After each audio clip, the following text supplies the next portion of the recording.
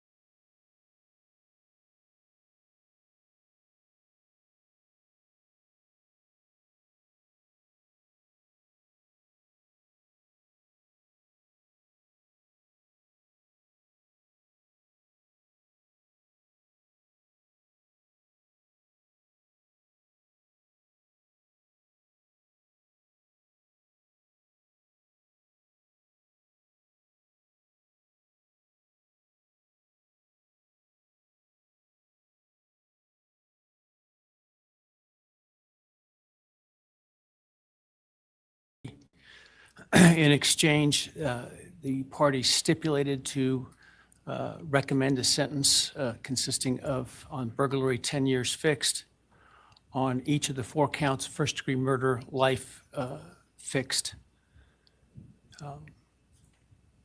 The parties waived pre-sentence investigation. To my understanding, neither party submitted a sentencing memorandum or other materials for the court. Court is familiar with the file and the evidence submitted previously by the parties as it has reviewed them throughout the case and in anticipation of trial. Is there any legal cause why sentence should not be imposed at this time? No, Your Honor.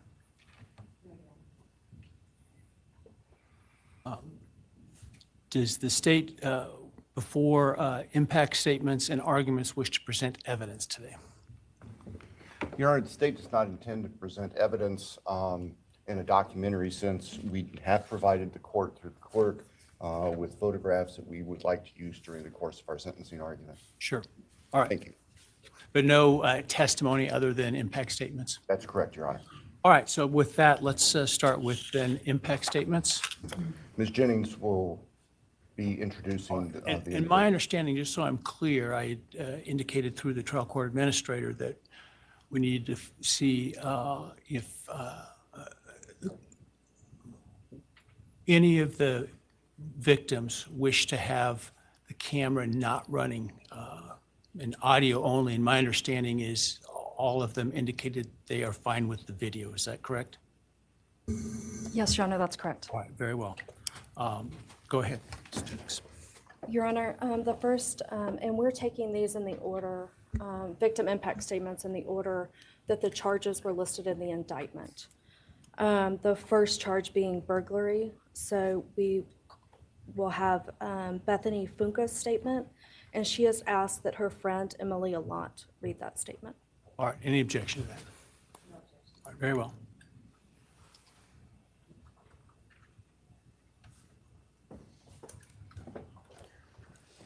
Thank you, Your Honor. I'll be speaking on behalf of Bethany, and so, yeah, here it reads. My name is Bethany Funk, and I was roommates with Maddie, Kaylee, Xana, and Ethan. I not only lost some of my best friends, but I also lost a sister. Never in a million years would I have thought that something like this would have happened to my closest friends. I thought that we were going to wake up and go upstairs, see them and tell them how they had scared us and that they were going to tease us about how we are constantly scaredy cats and make jokes about it as we would go to Taco Bell like always. But sadly, that is not what happened and what turned out to be my worst nightmare.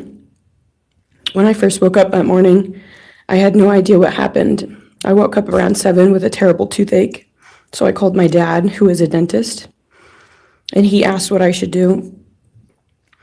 He told me to take Advil, so I did, and I went back to sleep. I was still out of it and still didn't know what happened. If I had known, I of course would have called 911 right away.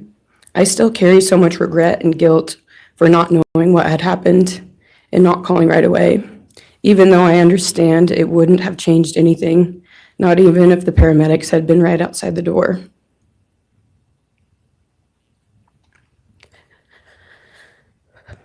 I was so frantic that morning and scared to death, not knowing what had happened. And when I made the 911 call, I couldn't even get out the words. And from then on, I don't remember a thing. It was like my brain wiped that whole memory. That was the worst day of my life. And I know it always will be.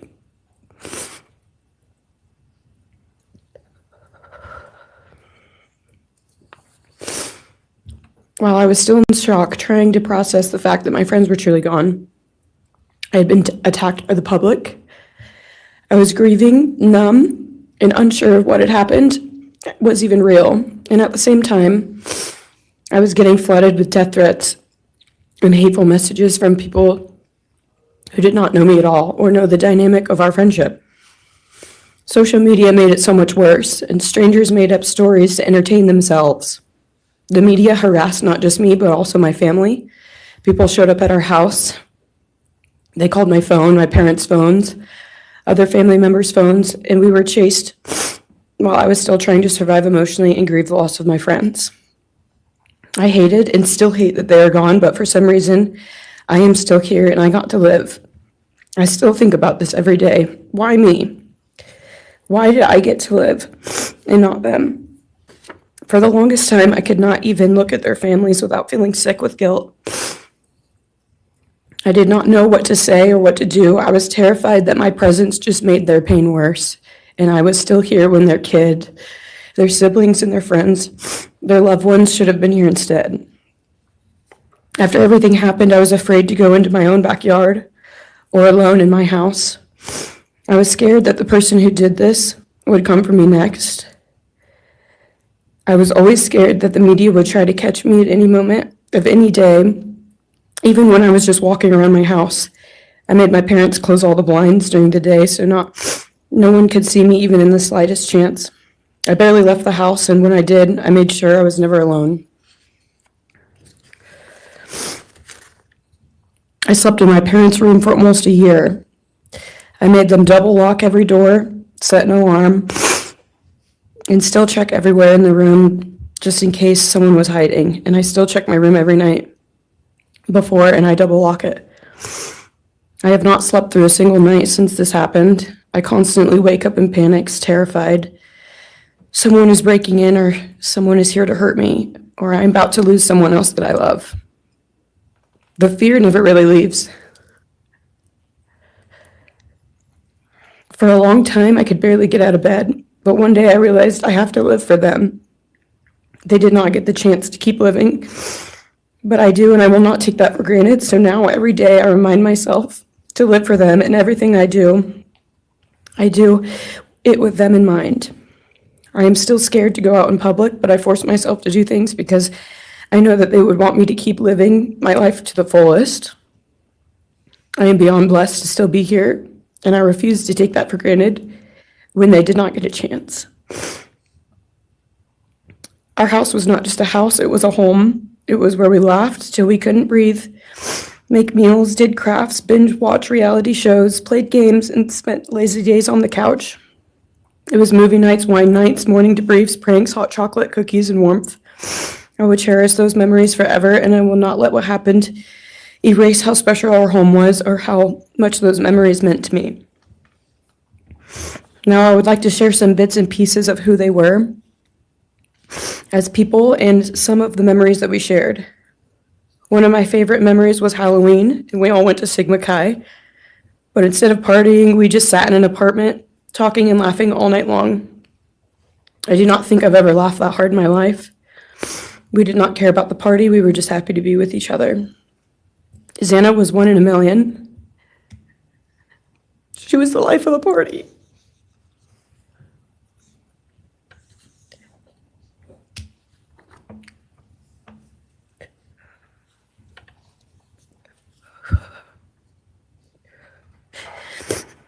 But she was also the kindest and funniest person I knew.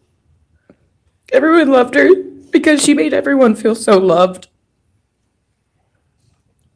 She was just someone you always wanted to be around, no matter the circumstance. One of my favorite days with Xana was when she laid on the couch, when we laid on the couch together all day watching movies and snacking. Or when she, Maddie, and I would go and get margaritas, chips, and salsa. She would also light up a room with her presence alone. Kaylee had the most beautiful, radiant smile. And she was so kind, but also one of the funniest people I've ever known. She loved playing little pranks. And she always had us laughing so hard that we could not breathe. She was so full of energy and life. I really believe that she could have ruled the world if she wanted to, and she would have been America's sweetheart. Ethan was the sweetest, most genuine guy. He was always smiling and always making other people smile too. Ethan was the kind of person you wanted around. He was so kind and easy to talk to and just so fun. And the way he cared for Xana was truly something to admire. And really was proof that storybook love and true romances really do exist. It was not only obvious to me, but everyone that was around Ethan and Xana that they were absolute soulmates.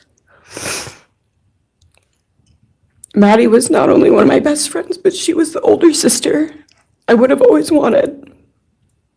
There was no one I looked up to or admired more than Maddie. She was truly a ray of sunshine, and everyone was drawn to her. She was so kind, loving, funny, fun, and passionate.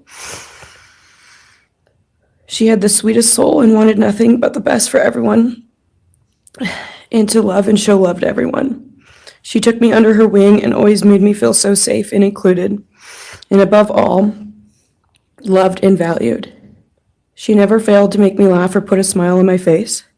Still to this day, I am beyond grateful that she chose me to be her sorority little, and I thank God every day that I not only got to know her, but had her as one of my best friends. Honestly, I cannot pinpoint one favorite memory with Maddie because I have so many, and this would be a very long read if I did. But if some little memories with her that I cherish is when the two of us made a nice dinner and split some wine, or when we would binge watch Jersey Shore or Summer House. When we came up with a whole dance routine on Halloween and danced and sang all night, like no one was watching. All the late night walks home from going out, and just little shopping trips and so much more. I am beyond blessed that I had the chance to know each and every one of them. They changed my life in ways I would have never put into words. I hope that they are remembered for who they are, not what happened to them, because who they are were so beautiful, and they deserve to be remembered in the highest way. My heart breaks every time I go to text one of them or how badly I wish I could see and hang out with them. And then I remember I cannot. I will never be able to again. But I still talk to them in my prayers every single night, and I always will. I wish more than anything I could hug them one last time. And I wish I could tell them how much I love them. And even though I cannot, I still tell them every night. I will keep living for them as long as I am lucky enough to still be here. And they were all truly one of a kind, and they will be in our hearts forever and always. Thank you, and please convey to Bethany my appreciation for her courage, and I hope that she heals. Next is Dylan Mortensen. We're asking for some accommodations for Ms. Mortensen and that she be allowed to sit in my seat. Sure.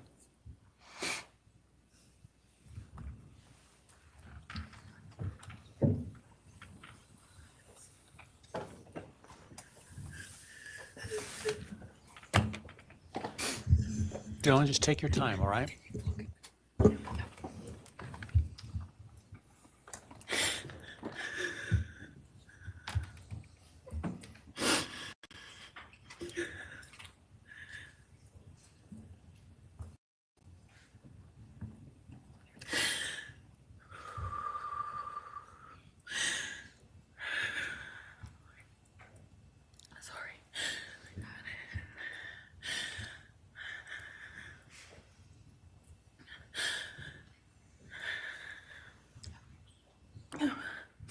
Thank you, Your Honor.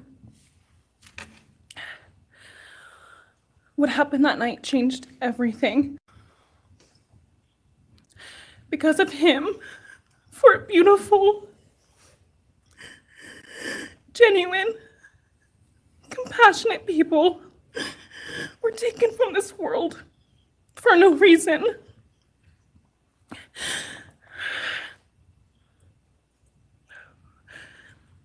He didn't just take their lives. He took the light they carried into every room. He took away how they made everyone feel safe, loved, and full of joy. He took away the ability for me to tell them that I love them and that I'm so proud of them.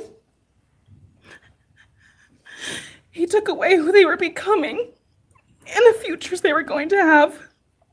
He took away birthdays, graduations, celebrations, and all the memories that we were supposed to make. All of it is gone.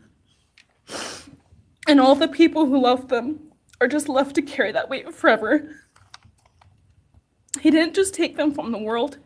He took them from me, my friends, my people who felt like my home, the people I looked up to and adored more than anyone. He took away my ability to trust the world around me. What he did shattered me in places I didn't know could break. I was barely 19 when he did this. We had just celebrated my birthday at the end of September. I should have been figuring out who I was.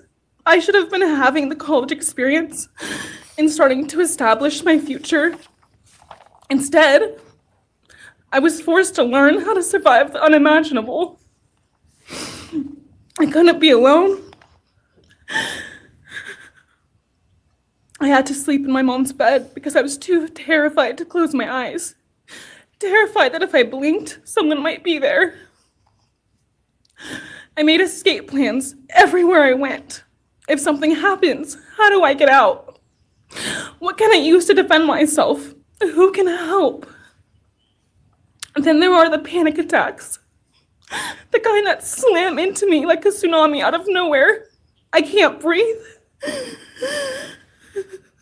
I can't think. I can't stop shaking.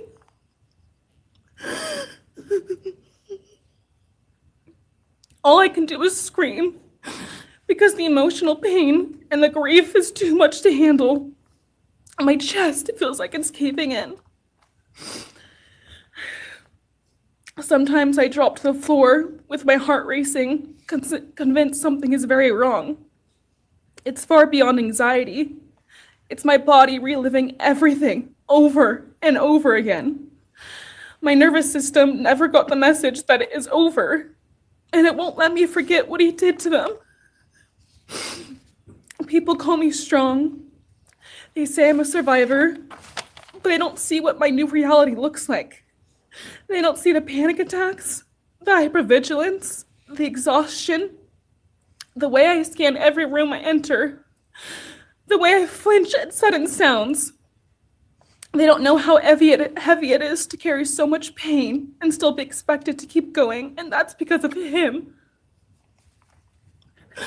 He stole parts of me I may never get back. He took the version of me who didn't constantly ask, what if it happens again? What if next time I don't survive?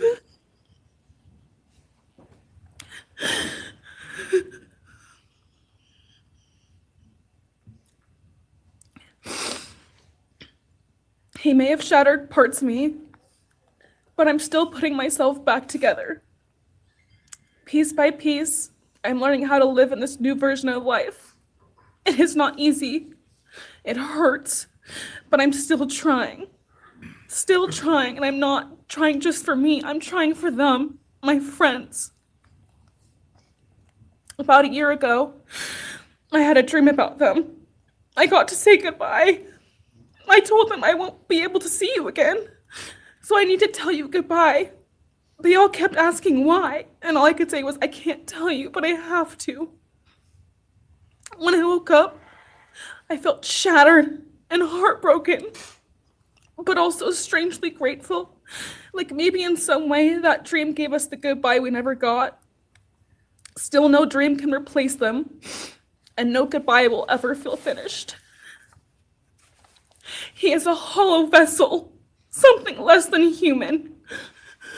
A body without empathy, without remorse.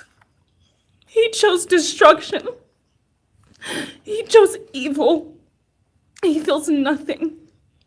He tried to take everything from me. My friends, my safety, my identity, my future. He took their lives, but I will continue trying to be like them, to make them proud. Living is how I honor them. Speaking today is to help me find some sort of justice for them. And I will never let him take that from me.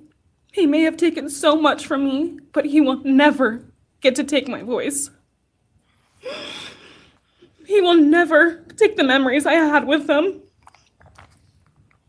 He will never erase the love we shared, the laughs we had, or the way they made me feel seen and whole. Those things are mine.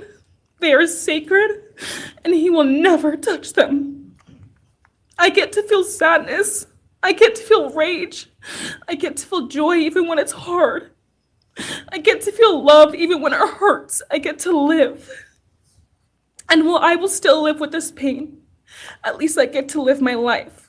He will stay here, empty, forgotten, and powerless. Dylan, thank you so much for your courage. I appreciate it.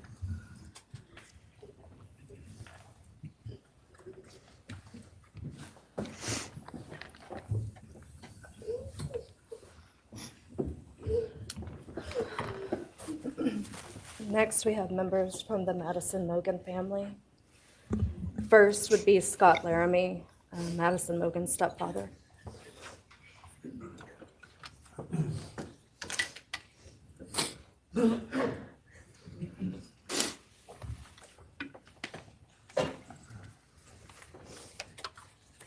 Standing by him is Karen Laramie, Madison's mother. Thank you, Your Honor. My name is Scott Laramie. I'm Maddie Mogan's stepfather and the husband of Maddie's mother, Karen Laramie. I will read this victim impact statement on behalf of Karen and myself. Maddie was our gift of life, our purpose, and our hope. Maddie quickly became Karen's joy, identity, and purpose in life. I joined Maddie's life when she was 2.5 years old. The experience transformed me into a life of joy, love, and family. Maddie was bright, beautiful, kind, empathic. She listened carefully to others and was observant, seeing and caring about the hearts and the minds of all she encountered. She loved music and music festivals. She had a wonderful sense of humor. She excelled in school. She was an easy child to raise, almost never requiring discipline, and almost always giving us parental joy. One time Karen remembers disciplining Maddie as a little girl. Maddie responded, "You broke my heart," which of course melted ours. She had a keen wit, even at that young age. As she transitioned into teenage years, She prioritized us and extended family over many of the distractions that capture teenagers. She showered us with her presence and love at family events, barbecues, picnics, birthdays, holidays, and others. She spent countless hours with her papa, her Uncle David, Aunt Nadine, and her other close family and friends.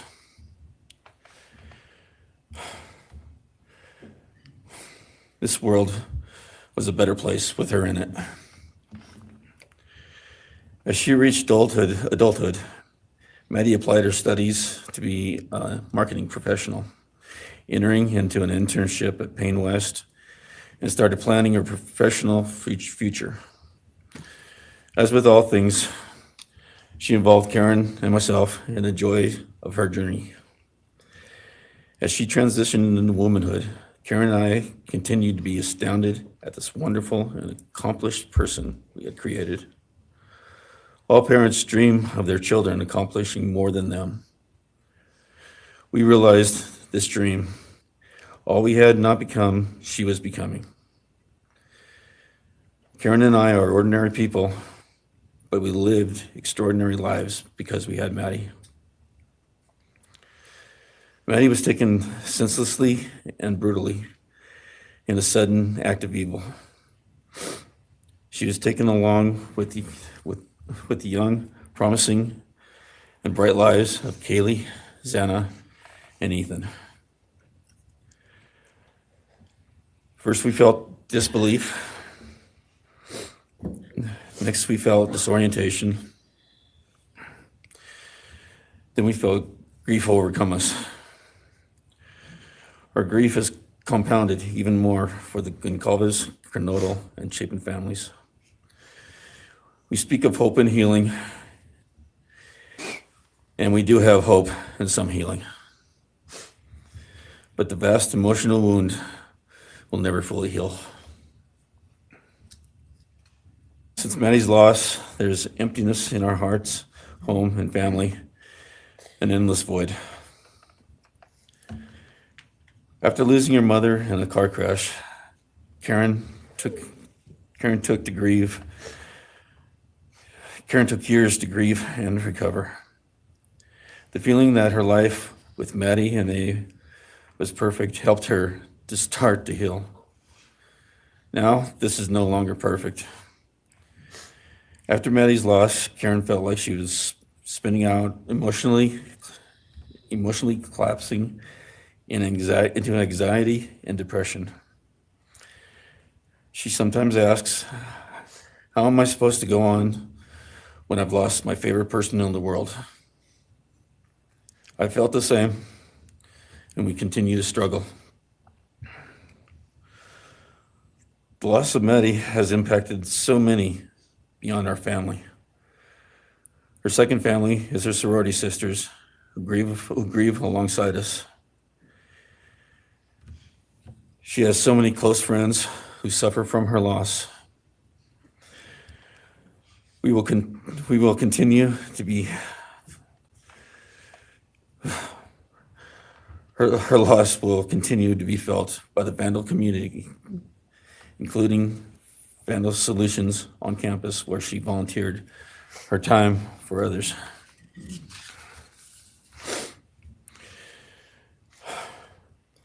It helps us to know Maddie is in heaven now, freed from the trials of this earth. We, however, continue to live on without the grace and support of her presence. We will grow old without our only child, our bright, beautiful friend and daughter. In the end, there are no words that can accurately capture the devastation of losing Maddie. We will endure, and we will go on. For Maddie, we will not let our grief consume us. For Maddie, we will continue to love and care for our family and friends, including the families of Kaylee, Xana, and Ethan. We will remain united with them. We can only hope that others out there suffering similar losses can look to us and see that we can overcome hatred, darkness, and evil. We know the law allows us to comment on the defendant and his sentence. As for his sentence, we support the plea agreement. Society needs to be protected against this evil. As for the defendant, we will not waste the words, nor will we fall into hatred and bitterness. Evil has many faces, and we now know this, but evil does not deserve our time and attention. We are done being victims. We are taking back our lives. We will turn our time, talents, and attention to hope, healing, and helping others, and to the future. We invite all those who have suffered with us on this to join us in our journey. We can make this world a better place. We can move on from tragedy. Adversity will visit us, evil will visit us, but we will overcome. We can and will endure. Karen and I express our gratitude to Your Honor and to the prosecution team for allowing us the opportunity to make this statement. Thank you. Thank you so much for your courage, and I am so sorry for your loss. God bless Your Honor.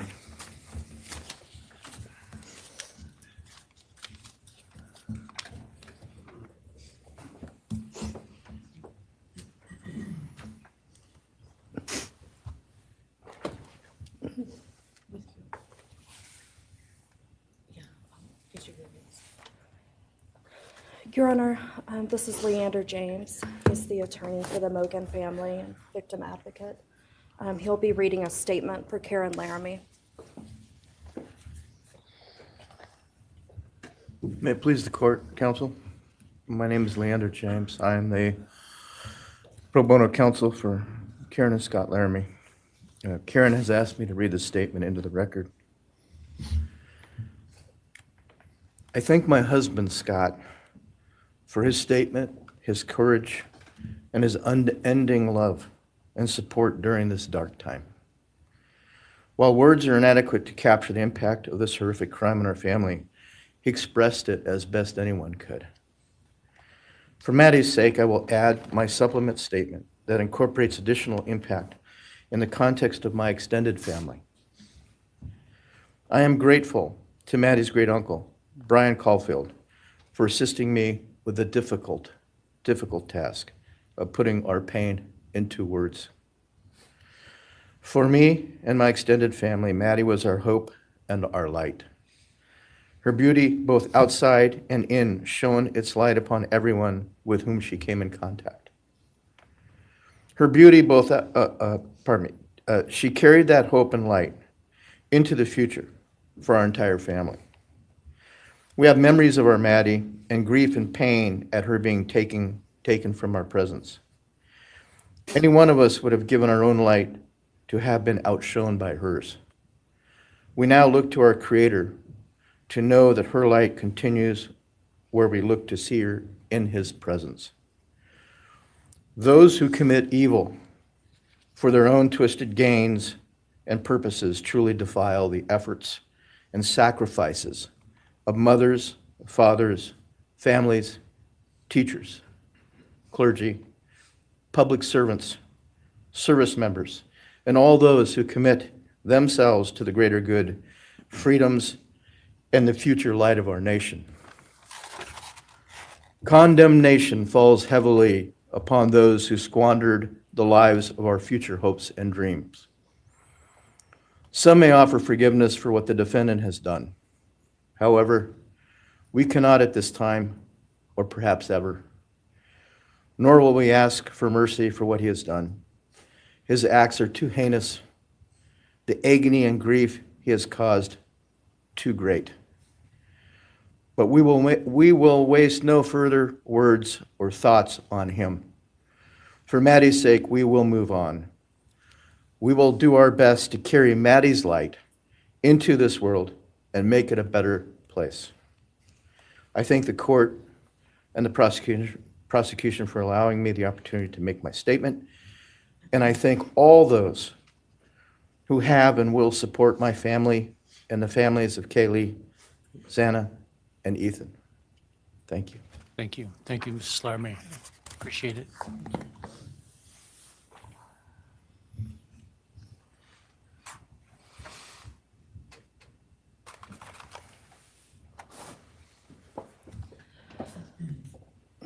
Next is Ben Mogan, the father of Maddie Mogan. Actually, Your Honor, it'll be Kim Cheeley, the grandmother of Maddie Mogan.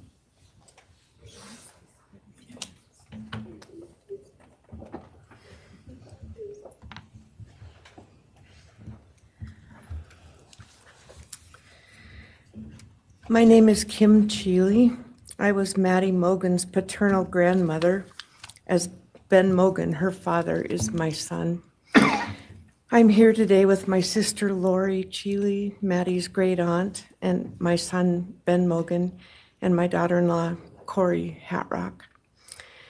I'd like to begin by thanking a number of people involved in bringing this case to closure.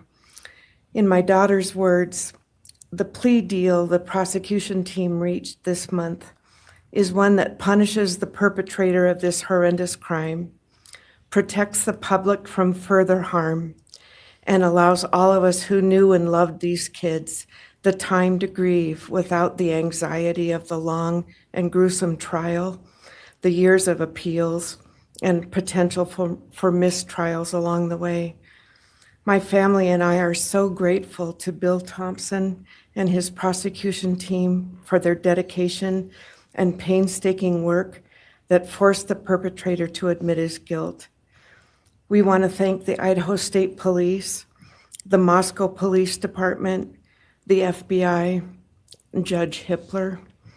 We'd also like to thank the University of Idaho officials who have treated the families of the victims with such dignity and kindness, and who have honored the 4 victims beautifully. Maddie was my first grandchild, so when she was born, all her grandparents had the distinct pleasure of deciding what we'd like to be called. I chose Nana, pretty original. But when Maddie was about a year and a half old, her papa, Ben's dad, and I were planning to visit the new little family in Oregon. Maddie didn't have an extensive vocabulary at the time, but for some unknown reason, she called bananas ba-deedle-deedles. When Karen and Ben told her Nana was coming to visit, she figured, I say deedle-deedle for that word.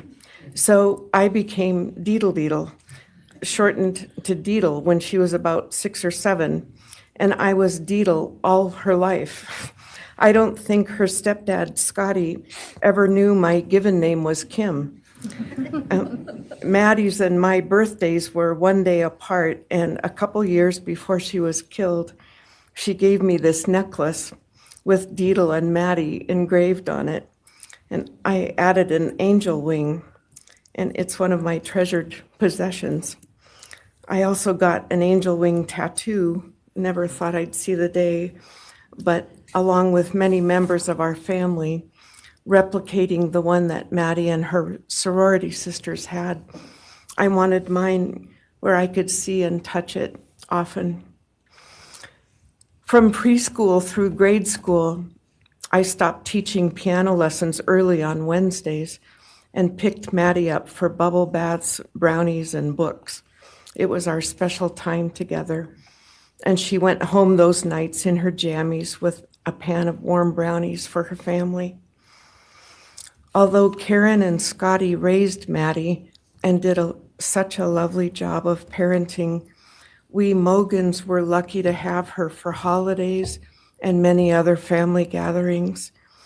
We'll always have our treasured memories of Maddie growing up in our big, extended, cooperative family, and I thank Karen and Scotty Laramie for being so generous and open and sharing Maddie with her Mogan side of the family.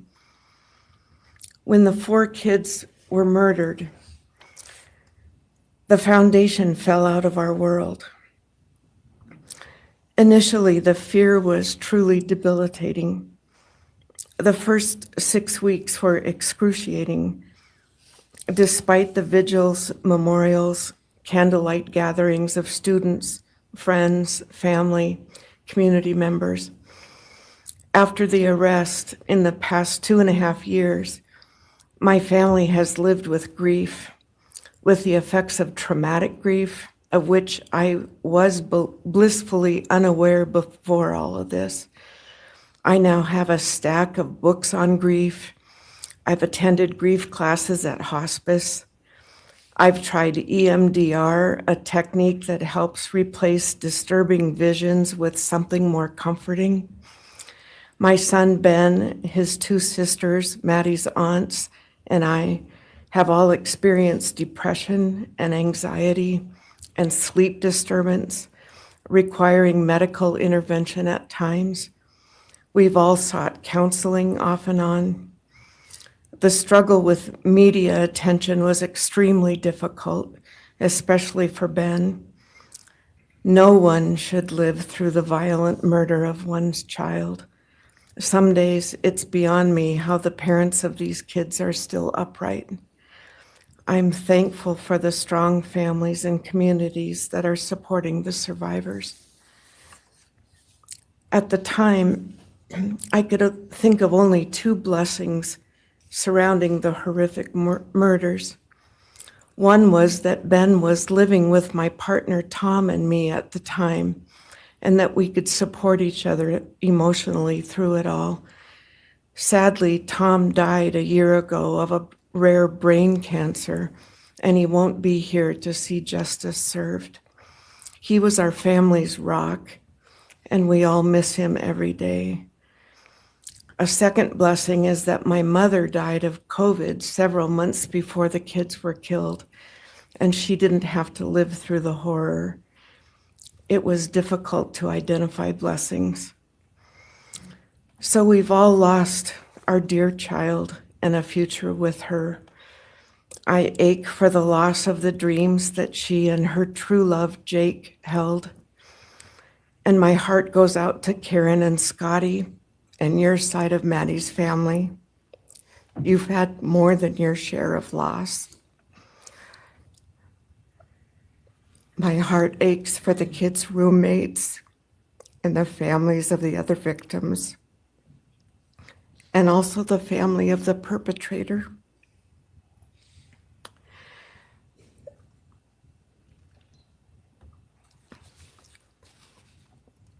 Going forward, we Mogans are choosing to put our energy and focus into honoring Maddie's too short life and sweet spirit by celebrating Maddie May Day, which my 2 daughters established. On May 25th each year, Maddie's birthday, we encourage folks to do random acts of kindness in Maddie's name. In my daughter Katie's words, may we all protect our peace in whatever way possible, unite in community, and focus on joy. Please do an act in kindness in Maddie's honor during this week, so a glimmer of Maddie's light may live on. Thank you. Thank you, and I appreciate your courage, and bless you and your family. Thank you.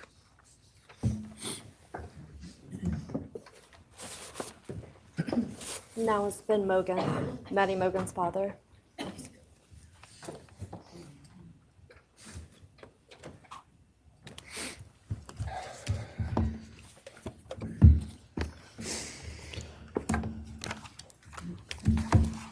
I'm Benjamin Mogan. I'm Maddie's dad. And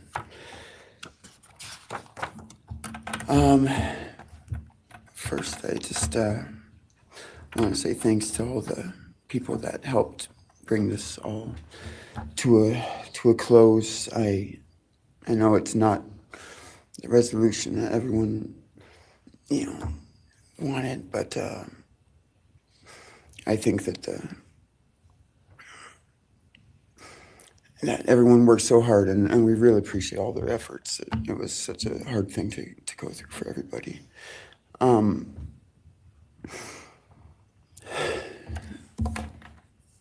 Maddie was my only child that I ever had.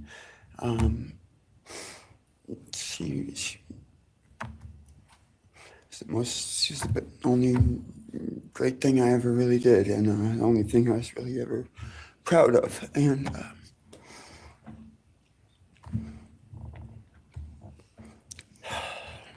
I thought we would have the rest of our lives together to be together and to know each other, and I took for granted the times, she was in college, and I thought, oh, well, we'll have the rest of our lives to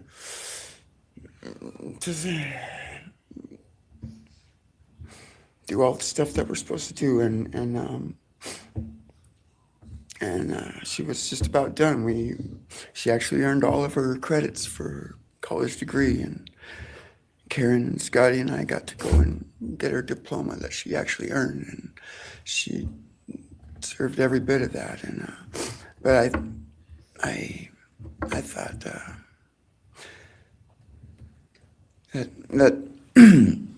that was going to be just the beginning of a long life together, and we never got that. Karen and Scotty did such a great job raising her after Karen and I split up, and I'm so thankful for Scotty and the role that he played in her life when I wasn't able to. But we got to spend a lot of great times together, Maddie and I. She was my favorite person to go to a concert with. We got to see some fun shows together, and I told her, if there's ever a show that you want to go to, let me know, and I'll get you tickets for you and your friend, or if we want to go together, we'll make it happen. And my favorite memory with her was when the Mac Miller show sold out here in Spokane, and everyone wanted tickets, no one could get them, and on the last day before the show, they did a radio thing, and I got 4 meet and greet tickets for Maddie and her friends and me to go and see the show, and that was her favorite artist at the time, was Mac Miller, and he's gone now too, and my little cousin Zach drove us all there that night, and he's gone too, tragically, and anyway, the last thing that she ever wrote to me was this Father's Day card, and I'm so glad I still have it. I'm just going to read what she said. It says, "Happy Father's Day. I hope you have the best day.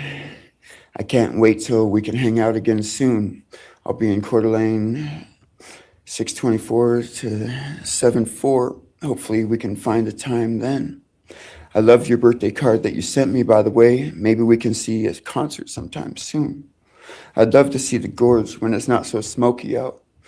I hope you're doing well. I'm proud of how far you've come. Thank you for always encouraging me to do my best. Love you lots and lots. Love, Maddie May." She did encourage me to not just to do my best, but to live on. I went through a lot of issues with addiction and with substance abuse, and when I wasn't wanting to live anymore, she was what would keep me from just not caring anymore, and knowing that she was out there and that she was just such a beautiful person kept me alive a lot of rough moments, and I'm so glad that she was able to meet Jake. He was the only one that actually ever got to take her to the gorge. They went and saw Watershed together, and yeah, they had a heck of a time.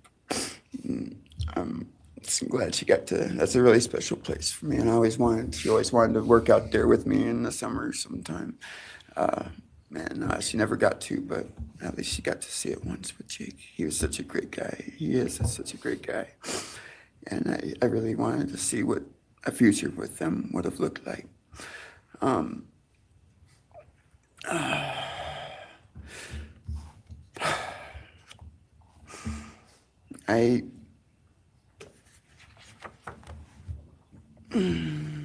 never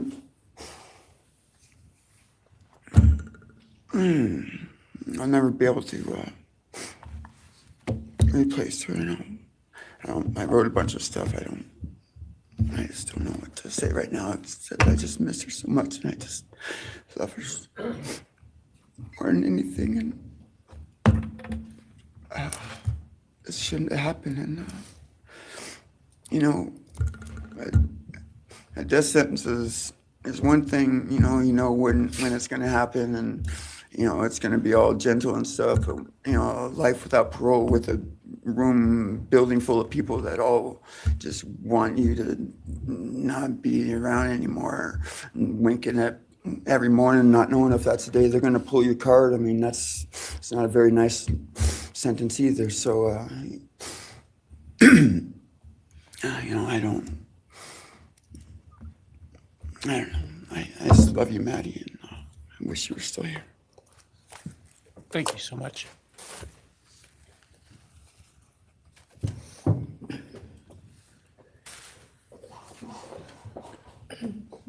Your Honor, next would be members from the Kaylee Gonsalves family. First will be her father, Steve Gonsalves.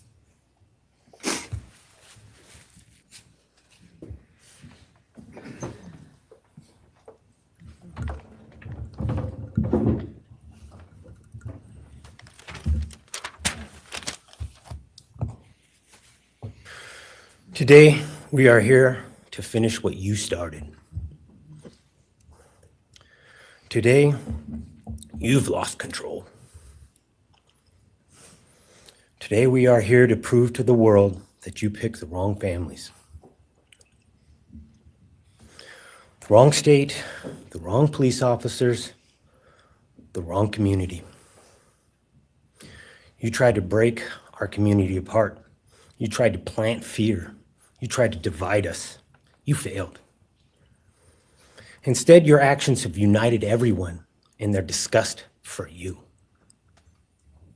I just learned from these lead investigators, to their shock, they worked in an investigation and actually worked with Pennsylvania police officers and the federal FBI.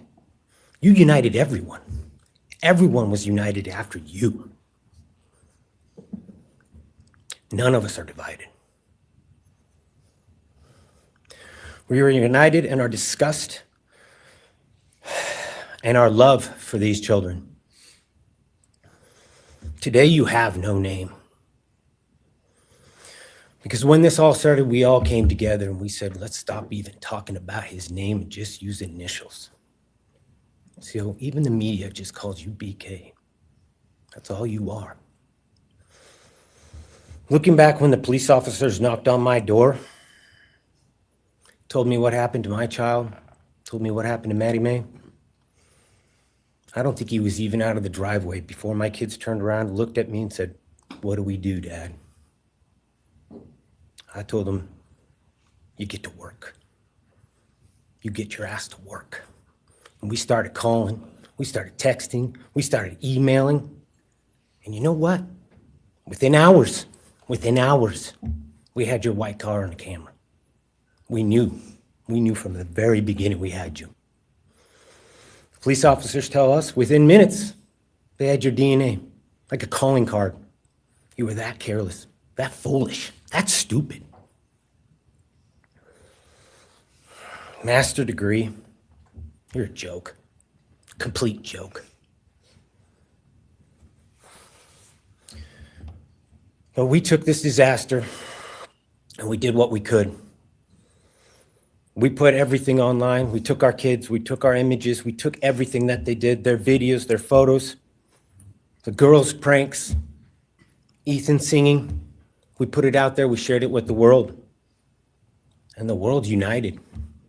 And all they ended up, when they talked about this case, is they talked about Kaylee Jade, Maddie Mae, Xana, and Ethan. Everything what these people meant to us, a father, a mother, a brother, a sister, we shared that with our community. Then we shared it with our state. We shared it with the country, and eventually we shared it with the world. The world's watching because of the kids, not because of you. Nobody cares about you. You're not worth the time, the effort to be remembered. In time, you will be nothing but two initials forgotten to the wind. No visitors, nothing more than initials on an otherwise unmarked tombstone. From this moment, we've all started. From this moment, we will forget you. We want to all leave in closing. One last thing. You picked the wrong family, and we're laughing at you on your trip to the pen. That will be today or tomorrow. I'll close with, God bless all the men and women that worked on this case and all the hard work that you guys did. You guys allowed us to grieve and allowed us to get through this. The amount of work that you guys put together and the way that you guys put it together was beautiful.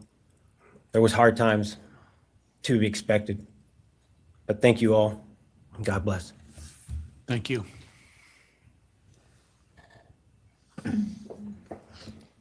Your Honor, next is Stephen Gonsalves, Kaylee's brother.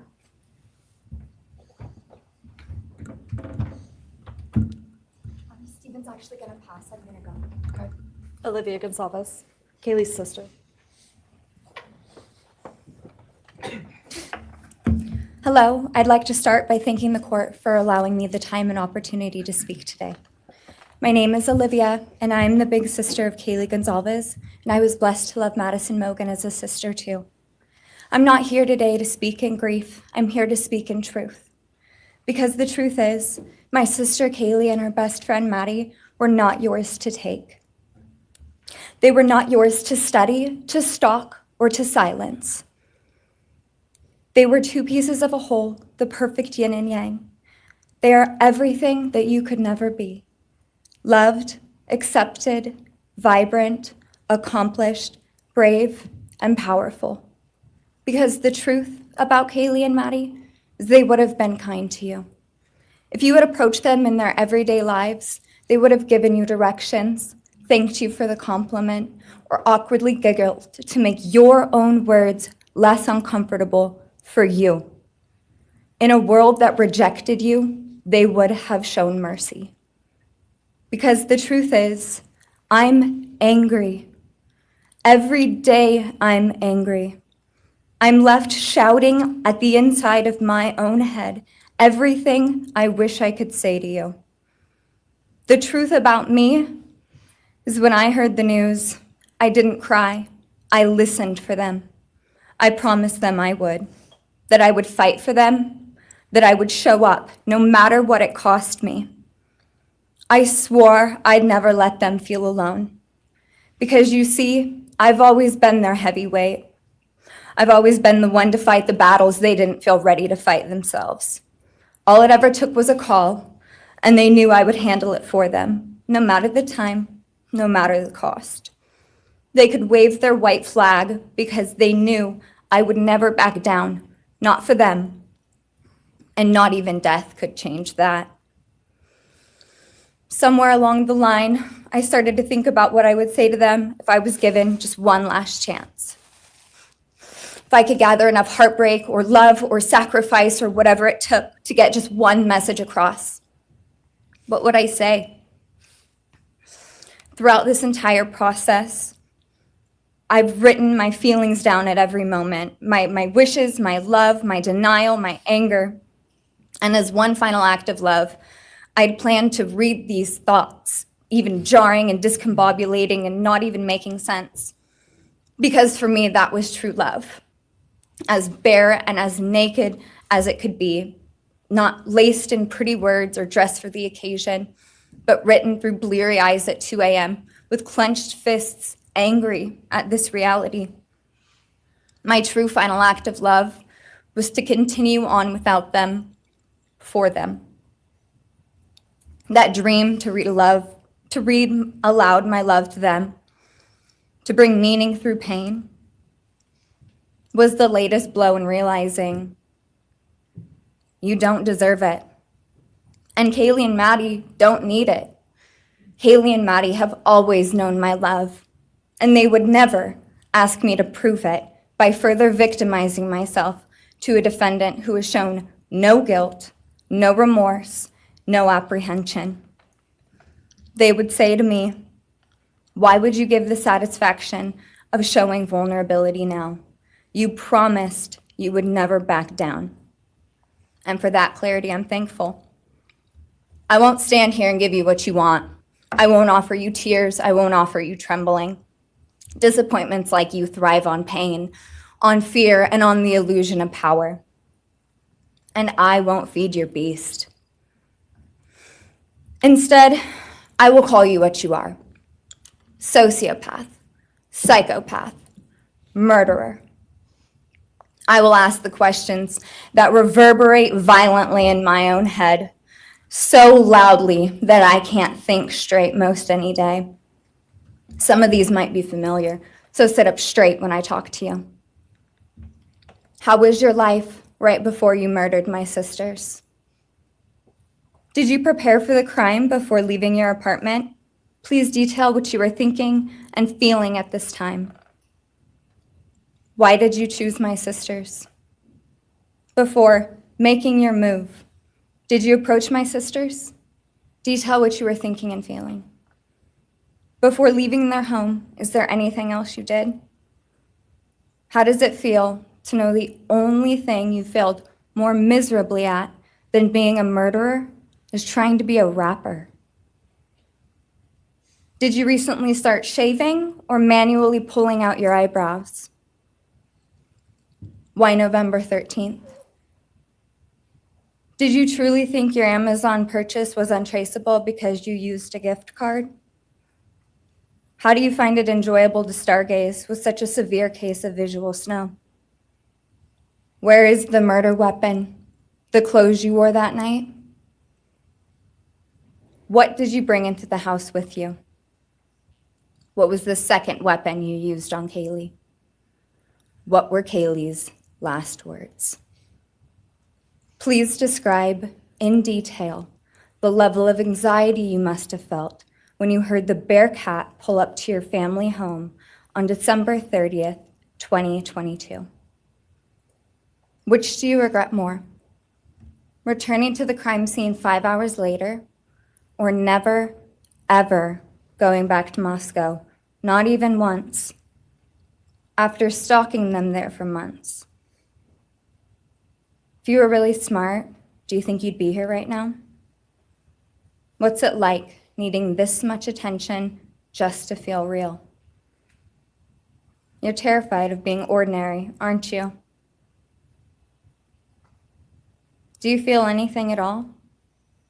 Or are you exactly what you always feared? Nothing. If you're so powerful, then why are you still hiding, defendant? You see, I'm here today as me. But who are you? Let's try to take off your mask and see. You didn't create devastation. You revealed it in yourself. And that darkness you carry, that emptiness, you'll sit with it long after this is over. That is your sentence. And it was written on the wall long before you ever pled guilty. You didn't win. You just exposed yourself as the coward you are. You're a delusional, pathetic, hypochondriac loser who thought you were so much smarter than everybody else. Constantly scolding, turning your nose up to grammar mistakes, nitpicking and criticizing others. You wanted so badly to be different, to be special, to be better, to be deep, to be mysterious. You found yourself thinking you were better than everyone else, and you thought you could figure out the human psyche and see through it, all while tweaked out on heroin. Lurking in the shadows made you feel powerful because no one ever paid you any attention in the light. You thought you were exceptional, all because of a grade on a paper. You thought you were elite because your online IQ test from 2010 told you so. All of that effort just to seem important. It's desperate. There is a name for your condition, though. Your inflated ego just didn't allow you to see it. Wannabe. You act like no one could ever understand your mind, but the truth is you're basic. You're a textbook case of insecurity disguised as control. Your patterns are predictable. Your motives are shallow. You are not profound. You're pathetic. You aren't special or deep, not mysterious or exceptional. Don't ever get it twisted again. No one is scared of you today. No one is intimidated by you. No one is impressed by you. No one thinks that you are important. You orchestrated this like you thought you were God. Now look at you, begging a courtroom for scraps. You spent months preparing, and still all it took was my sister in a sheath. You work so hard to seem dangerous, but real control doesn't have to prove itself. The truth is, the scariest part about you is how painfully average you turned out to be. The truth is, you're as dumb as they come. Stupid, clumsy, slow, sloppy, weak, dirty. Let me be very clear. Don't ever try to convince yourself you mattered just because someone finally said your name out loud. I see through you. You want the truth? Here's the one you'll hate the most. If you hadn't attacked them in their sleep, in the middle of the night, like a pedophile, Kaylee would have kicked your fucking ass. Thank you. Thank you.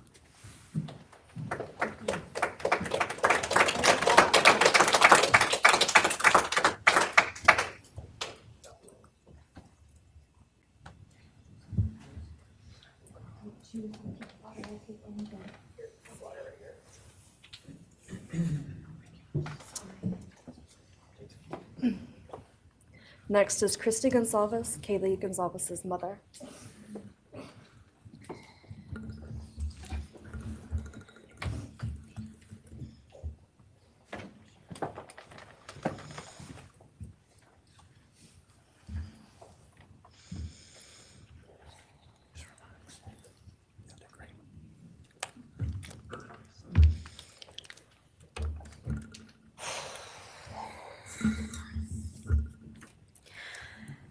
Thank you, Your Honor.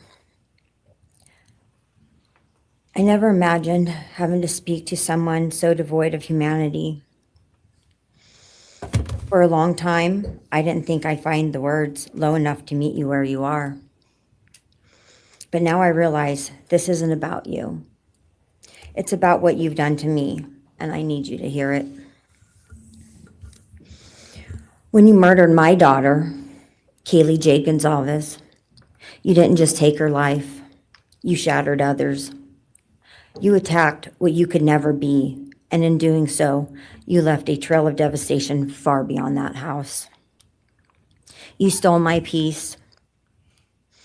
You've altered my every waking moment, every sleepless night, the way I view the world, people, safety, trust. It's all been changed by your cruelty. I no longer recognize parts of myself. Joy is harder to find. Laughter feels foreign. The world moves forward, but I'm suspended in a place of sorrow and rage. You've taken from me something that can never be restored. The grief sits with me every day, some days quietly, and other days so loud it drowns out everything else. The emotional toll you've inflicted on me is immeasurable. I live with a constant ache, with birthdays that are now memorials, with holidays that feel hollow, with empty chairs that scream louder than words ever could. I am forever changed. But for you, as a person working on a PhD in criminal justice, you really didn't think this one through. You're not that good. In fact, you're not that good at anything. You couldn't secure a job. You couldn't get along with others. You couldn't even get a female to look in your direction. All because you are pathetic. Now you're a joke in this courtroom. I wish I could crown you with a jester hat to complete your orange jumpsuit clown look. A dead killer doesn't kill again. So while I'm disappointed the firing squad won't get to take their shots at you, I'm confident that the men in prison will have their way with you in more ways than one. You will finally get what you wanted, physical touch. Just probably not how you were expecting it. See, you haven't beat the system. You've simply entered a new one, where the rules are cruel and the consequences will never end.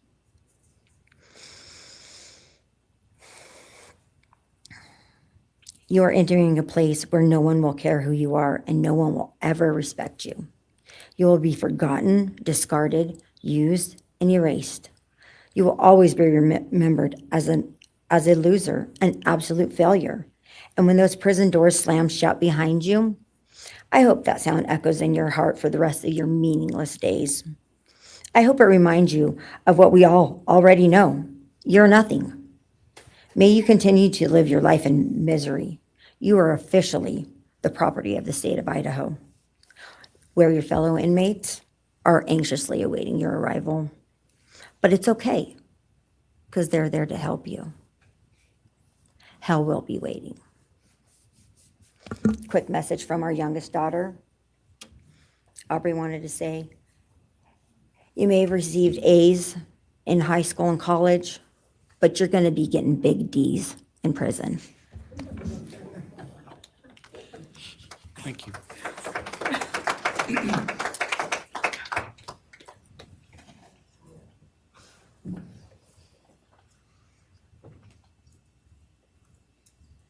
Do we have more from the Gonzalez family, or are you? Yes, next would be Shannon Gray, the Gonzalez family attorney. He'll be reading statements from Kaylee Gonzalez's grandmothers. Well,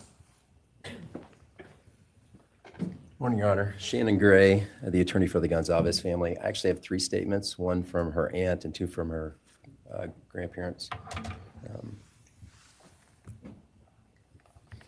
This is from her aunt, Tammy Butts. You, in the cloak of darkness, made a decision to turn our whole family's world upside down forever. You, in the cloak of darkness, took our Kaylee J. Gonzalez away from us all without hesitation. Never have you shown any remorse or regret. We just get creepy, non-expressive stares as you have your team of women defend you. Kaylee was a strong, kind, fun-loving, caring person, and she will greatly be missed by all her family and friends for the rest of our lives. She had goals in life that you took from her and us. We lose on watching her enjoying her life, working hard and building the future she wanted. She was ready to start that after college life. You, in the cloak of darkness, took it all away. You left us without her future wedding, her future children that she would have added to our family. No more talking to her on the phone, going for a coffee, celebrating holidays. It's all gone. You, in the cloak of darkness, gave each and every one of Kaylee's family members their own lifetime sentence.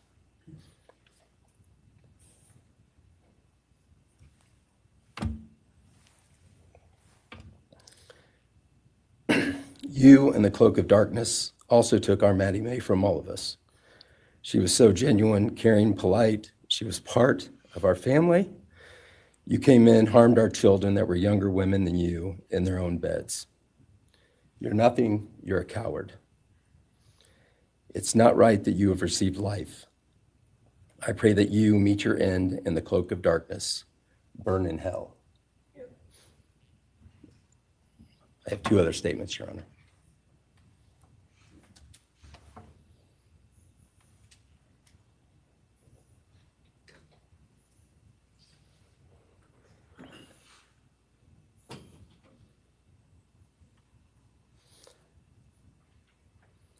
This is Linda Lucan's statement. This is Kaylee's grandmother. I really don't know how to address something so inhumane, but I will try. Nothing in the past 2.5 years has made any sense. All I get is you cowardly went into a home at night, filled with what I'm sure you thought was all sleeping girls, and went on a vicious killing spree for no other reason but to appease your demonic urges. You took my granddaughter Kaylee from us, plus 3 other beautiful lives.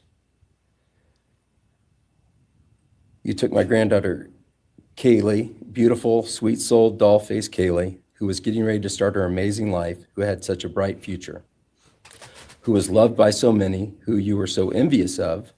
She had a life you could never have. You are so beyond human. You're definitely a demon from hell. I truly wish your punishment would be the same death you inflicted on our kids. But I think you will meet some new friends in prison who will be there just to help you. Thumbs up.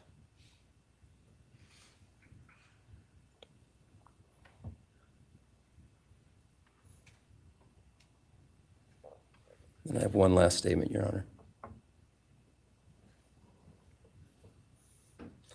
This is from Cheryl Gonzalez, Kaylee's other grandmother. John 1:5 says, "Light shines in the darkness, and the darkness overcomes it not." Somewhere in your life, some jealousy, envy, ego, something went dark.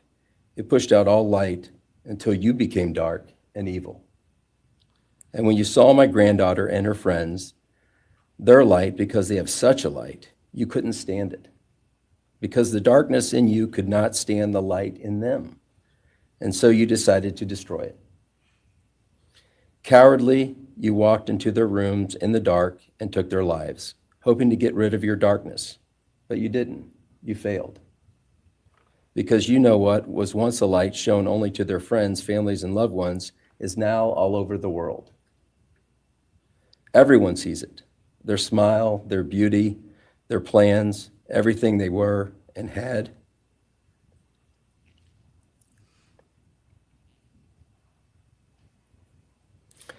And you think you put a close to it, even that, but you didn't. Because they still exist. They are still light. They are still beautiful. You can never take that away. They will always be in the light of all eternity. And you will be in the darkness because you could not overcome it. You failed. I want you to be gone, more than gone. I want you to be cast out. Cast out from my life, from my family, from this earth. I will not allow your hatred to penetrate into my own soul. You did not get that power. You are evil, and in the end, evil is eradicated. You didn't take Kaylee's light, you spread it into the world. Thank you, Your Honor. Thank you. All right, if the are you moving to a different family now? All right, why don't we take a 10-minute recess, all right?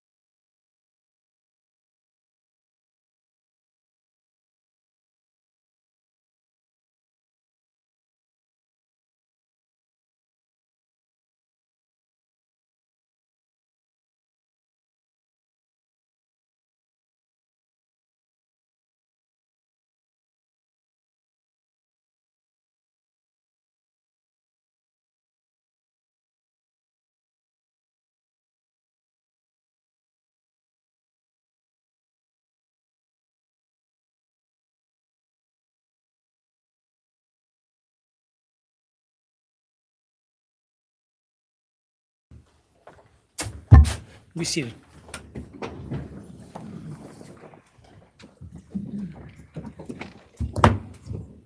All right, Ms. Jennings. Thank you, Your Honor.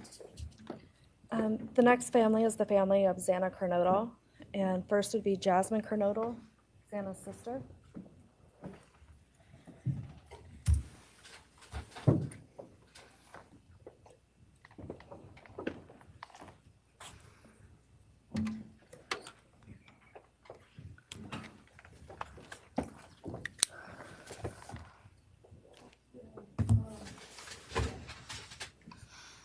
Just want to say thank you to everyone who's been involved in this and just for all the hard work and dedication you guys have put into this. I just want to thank everyone for the support and just my family and friends who've been around through this time.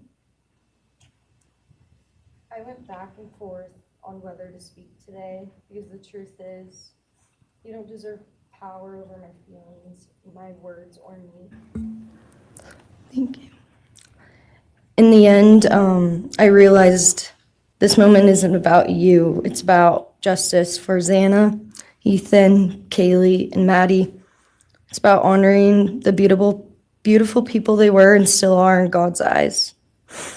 On November 13th, 2022, a piece of my heart was ripped away. There's no way to ever fully describe the weight of losing my sister, my best friend. No sentence or punishment will ever come close to the justice Xana, Ethan, Kaylee, and Maddie deserve. Xana was everyone's best friend. She was kind, she was funny. She was a gift to each person she was able to make an impact on. Xana was someone I turned to when I needed direction or advice. Although I am her older sister, I often found myself looking up to her. She had a radiant energy that everyone loved, and she always knew the right way to approach a problem. She knew how precious and special life was, and she truly did live every day to the fullest. Yet her story was cut short by an act of evil. I believe in a God whose justice is not bound by this courtroom. I find peace knowing that judgment ultimately belongs to Him. For your sake, I hope one day you feel the full weight of what you did. I hope you take accountability. I hope you truly experience the guilt and you surrender yourself to Jesus Christ. Because no punishment on this earth can ever compare to the isolation and pain of eternal separation from God. Xana deserved more. They all did. But I come here to say this. I am strong. I am brave. I'm a fighter, just like Xana. And you don't get to control how I move forward or what I believe. I walk with the comfort of knowing I will see my sister again. Xana didn't get the future she deserved. She won't be the maid of honor at my wedding, the cool aunt to my future children. I'll never hear her laugh or see her light up a room ever again. But I will carry her with me for the rest of my life. I will live in her honor, fight to be the best kind of woman and someone she's proud of, to make sure the world never forgets who she was.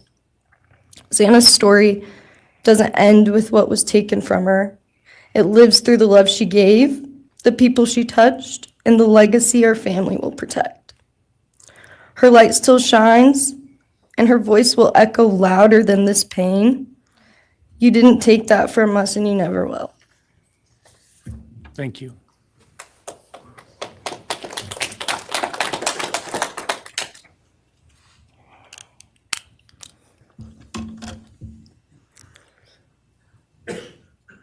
I just want to say before I start, I'm Xana's dad, Jeff Kernodle. It's been a hard road down, because she's gone. And I want to thank everybody, other their families that's speaking so far, spoke about things. I agree with everything they have to say. It all comes back to a lot of the same things that I've had to deal with and we as a family have had to deal with. And that brings me basis of what I'm talking about a little bit is on my way up here, flying up here in the plane, and about halfway through the flight, this little girl is calling out for her dad. Hey, dad, dad, dad. And then in my mind, I was kind of half asleep. It's dark on the plane. I heard Xana calling out for me like she did, back when she was little, 5 years old. And those times were hard. It was chaotic, but we always had something to work toward that was in a positive direction, compared to right now, which is necessarily not as positive as that for sure. And I know I miss Xana a lot. My life's been changed, and Xana had a great impact on me. And the impact was when she was gone, I realized how important she was and what she really did for me, influenced me, was way beyond what I ever thought.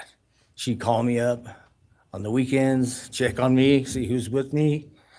She's like accountability to your youngest daughter. And that really made a big difference. It made me really think about things and what it's all about, That's the things that I miss the most, is those calls on the weekends, the calls at 11 at night. What's going on? You want to meet my friend? Whoever she's with, a couple of her friends, I can meet them, talk to them. And she always did that. And it's pretty cool. Pretty cool. I really miss that. And she made a big impact on me, on other people, her family. But the impact that she made is so extensive on what happened here.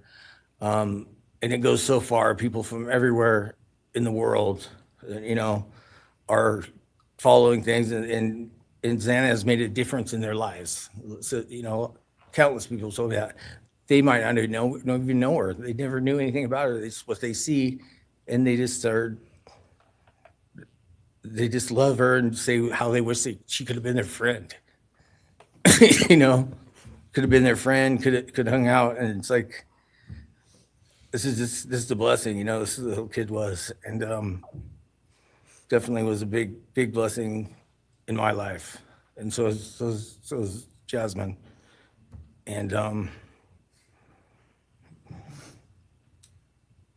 basically, we worked hard to do the things we did, through the times they were growing up, and through those times, I realized that I wanted both of them to graduate college, and that'd be the ultimate thing for them to do to prepare for the world. Then it came back to me, Xana didn't get to finish college. He had it all figured out. And this all just came back to me when I was there, and that little girl was on the plane doing that. It's like where I was going, what I was going here for. And then I just realized and thought to myself about the wonderful life that she had and we had together. And I still get to have with Jasmine, but that's the part that really counted. It's the part that really counted, is those memories. And those are what I have left, the memories with her and the ones I can make with her, and the life that I can go on with now, which is what she wants. And I say that in present tense because that's what she wants, because I've been told that, I've been countless ways that she's out there and has a way to communicate, which I'm very grateful for.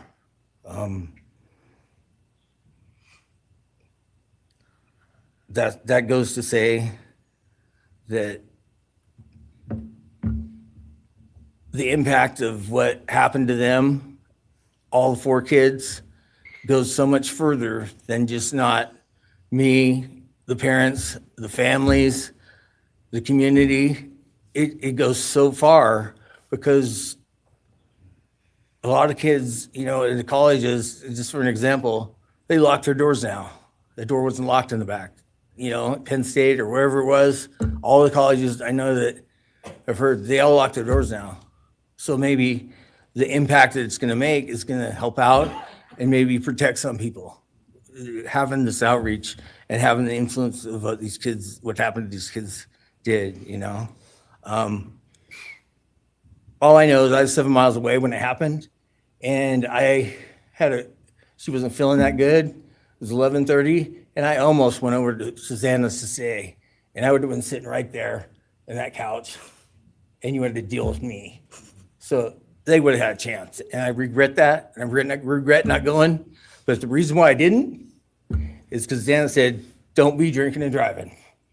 You have to rent a car. Don't be drinking and driving." The week before that, so she was she would have been mad at me to do that.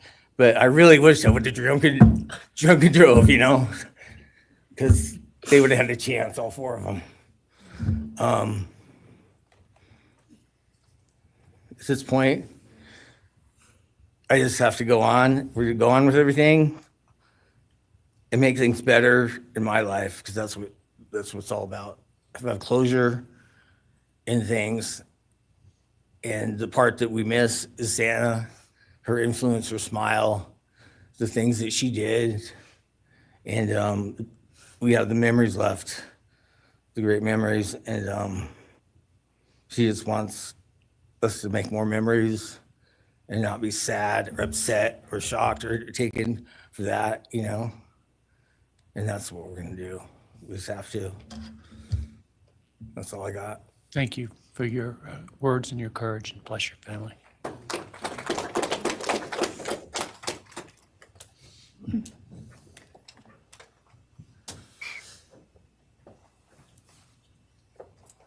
Next, Kim Kernodle would like to address the court.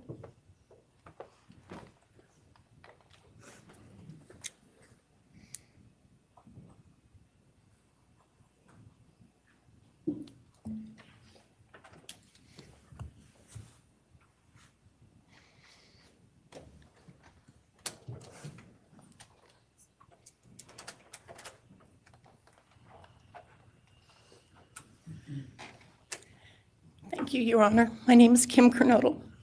I am Xana's aunt. I was very blessed to have her in my life, in our family. And I thought I had everything in my head, what I wanted to say, but it kind of went out. And I'm always looking for the positive thing, because evil, hate can destroy people. And that's what it started doing with our family. It created anger with our family members. And then I had to look, because Xana was everything that the media, her friends said.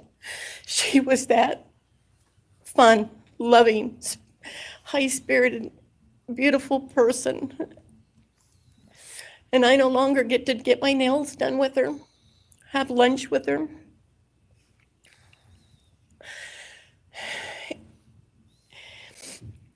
Sorry.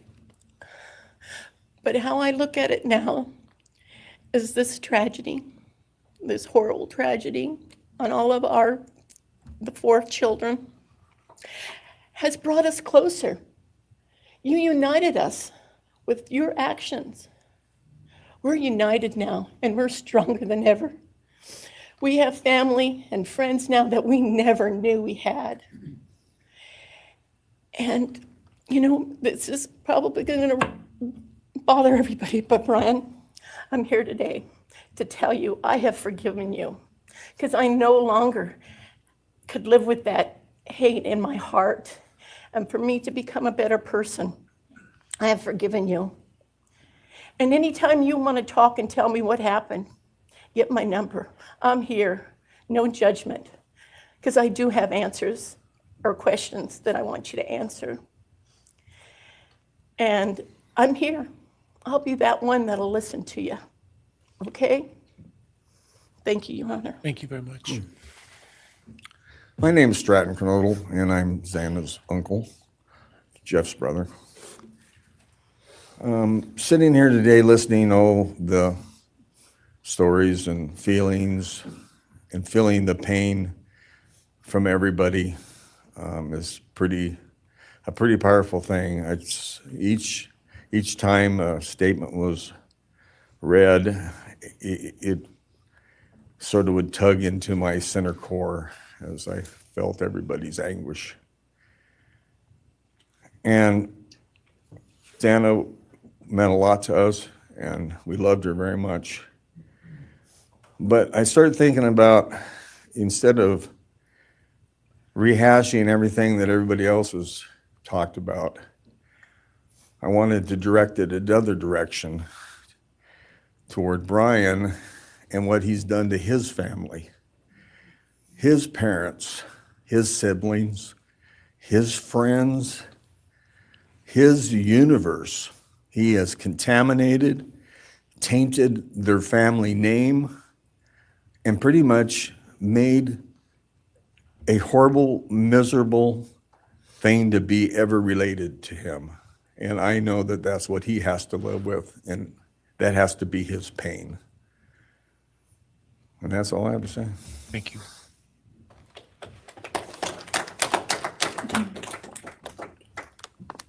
Next, Your Honor, I believe Randy Davis, stepfather to Xana Kernodle, would like to address the court.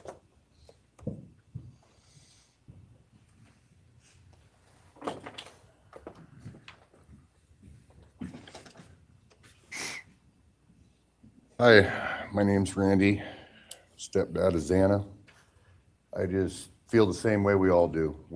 All of us are united because of something that happened. And I'm grateful to know and have met some new family because of this awful event. But this is probably the last time we're all going to be in the same room together, let's be real. So I can say, I love you all, and I feel your pain. And just God bless us all, you know? Just get through it. I had stuff wrote up. It was probably best I didn't read it out. Probably get kicked out of here. So, you know, I'll share one thing to you guys, not to you, with Xana. So I was working in North Dakota and came home, and Jazzy and Xana had taken our son Elijah and put him in a dress, makeup, and it was awful, you know. I was like, I don't know. She was funny. I told her she'd be in the movies and be somebody great one day like that. And now she is just above us as an angel with all the other beautiful kids. So let's hold that to our hearts, because this evil thing is not going to take nothing from us. You, man, I don't know what my limits are here, but I'm really struggling, dude. I am struggling. So I want to just be out in the woods with you, just so I can teach you about loss and pain. I love God. I wouldn't take your life. That's up to him. But I guarantee you, you are weak. God, I would just give a moment, man, 5 minutes out in the woods. Oh, man. Ooh. You're going to go to hell. I know people believe in other stuff. You're evil. There's no place for you in heaven. You took our children. You are going to suffer, man. I'm shaking because I want to reach out to you, but I hope you feel my energy, okay? Go to hell.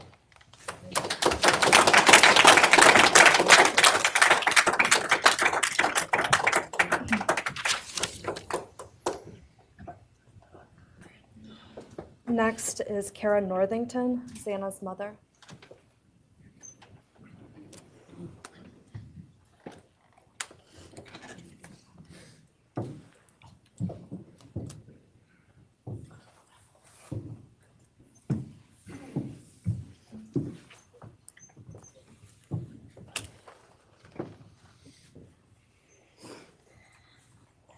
I'm Kara Northington. I am Xana Kernodle's mother.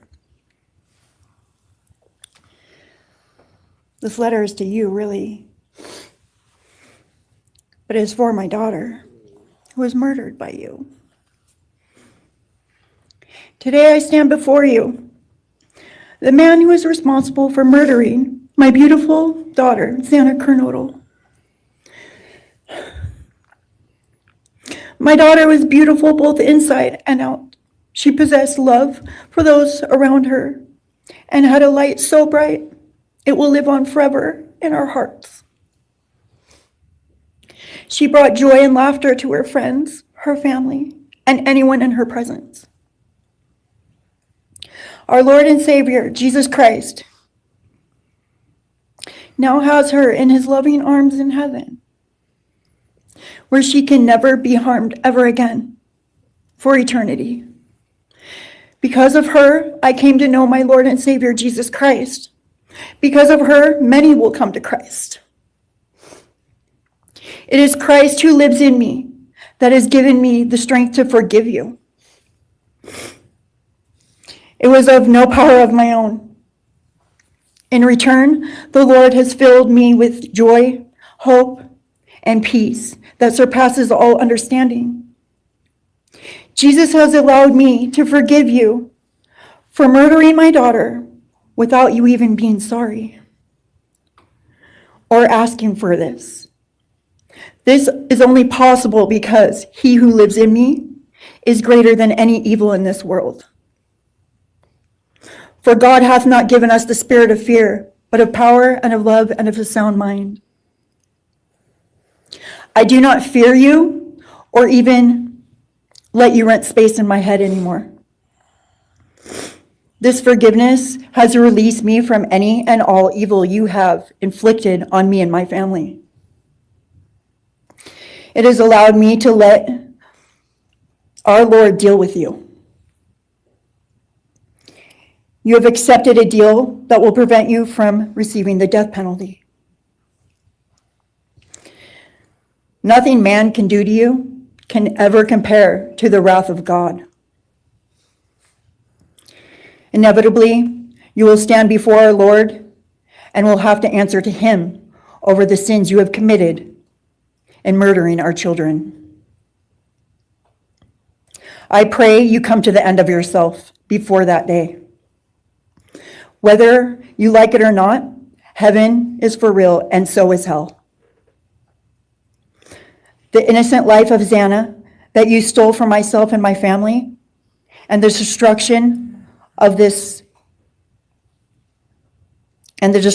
it has caused,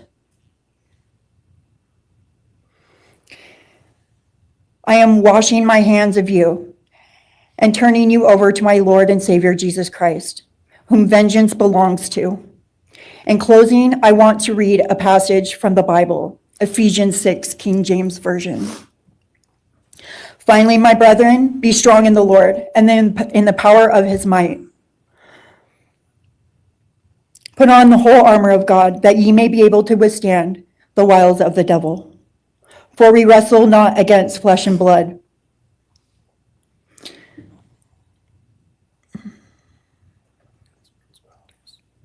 but against principalities, against powers, against the rulers of the darkness of this world, against spiritual wickedness in high places.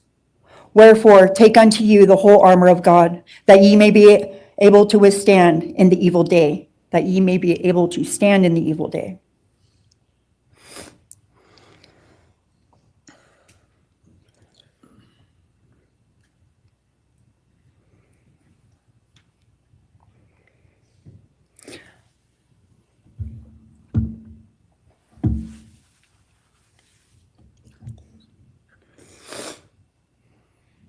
I'm not going to share memories of Xana or any more of the goodness of her with you, because I do not want that to be in your head. I don't want it to be in your head. You don't deserve that. You don't deserve our good memories that we have. I do pray for you. I pray that you come to the end of yourself. I pray that before this life is over, that you ask our Lord and Savior in your heart and to forgive you. I do pray for that. But after today, I wash my hands of you, and you are no longer a thing. Thank you. Thank you.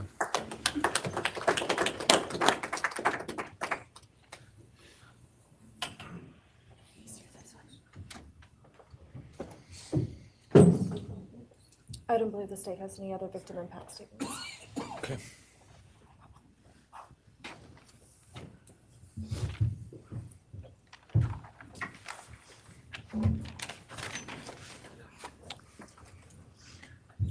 Right, state can argue.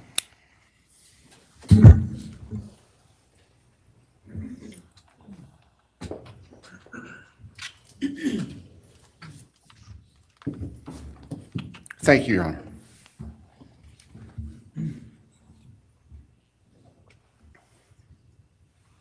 Just as a housekeeping matter to start, there will be the issue of restitution. That is, the documentation is being gathered, and we ask the court would defer that for 30 days so we can present it in an orderly fashion and make sure it's comprehensive for everyone. Any objection to leaving restitution open 60 days? All right. Thank you, Your Honor.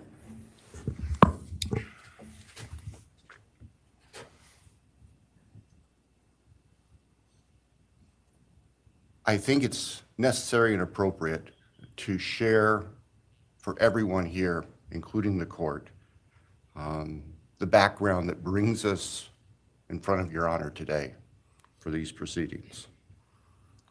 As the record reflects, and as everybody in this courtroom knows, the defendant has pleaded guilty to all 5 counts charged in the indictment. Under oath before Your Honor, he has admitted that the charges against him are true. He has reassured the court that he has not been coerced or threatened to make those admissions. And Your Honor did an extraordinary job in taking the pleas back on July 2nd. We appreciate the court's discipline and insight. The defendant has also waived appeal on the multitude of rulings from this court and Your Honor's predecessor in Latah County on dozens, literally dozens of motions seeking to dismiss the case, seeking to control or limit evidence, seeking to offer evidence that would not be appropriate. And we appreciate the court's consistent rulings based on the law, based on the facts. As Your Honor will recall, on June 18th, it's just really not that long ago, we appeared before this court for arguments on what became the defendant's final motions to this court.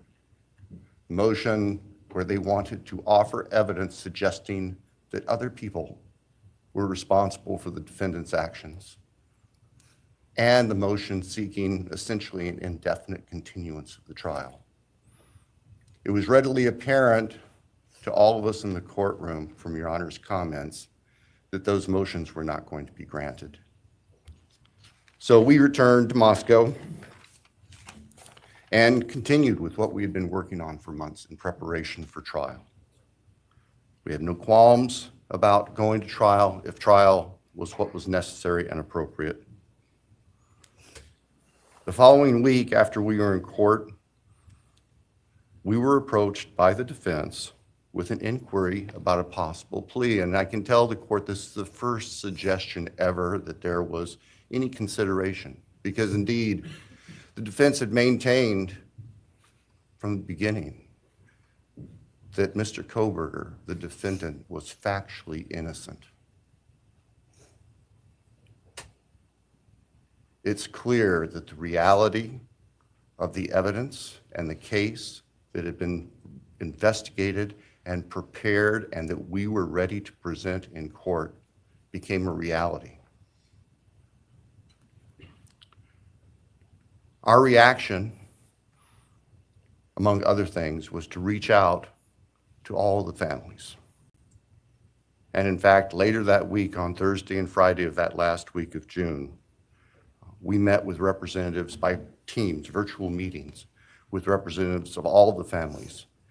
And we talked about the status of the case, and the upcoming trial and things that related to the trial.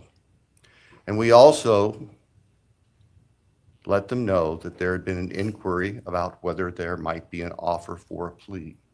And we asked the family members for their thoughts and feelings. And they were candid. And they have been candid since, and we respect that. And we understand, recognize, and acknowledge that there was a difference of opinion among representatives of the different families. We understand that.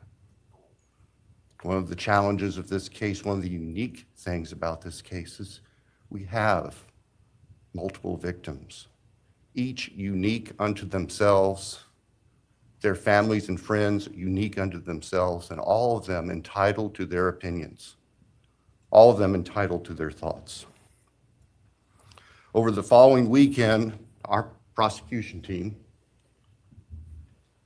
very skilled attorneys who were personally as well as professionally deeply invested in this case, met. And we talked, and the decision was reached.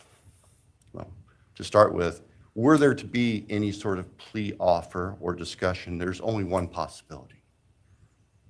And that would be for the defendant to plead guilty straight up to all charges. There would be no bargaining about counts. There would be no bargaining about reduced sentences. And so we made the proposal to the defense that if the defendant was willing to plead guilty up front to all 5 counts as charged and waive appeal of the court's myriad decisions during the past 2.5+ years on all these motions that would have consumed years, if not decades, of time in the future. By the end of the weekend, we were notified the defendant was prepared to plead guilty as charged and factually acknowledge his responsibility in court for these horrible crimes. Obviously, those discussions and negotiations were confidential. And as Your Honor noted, I believe that was necessarily so, because if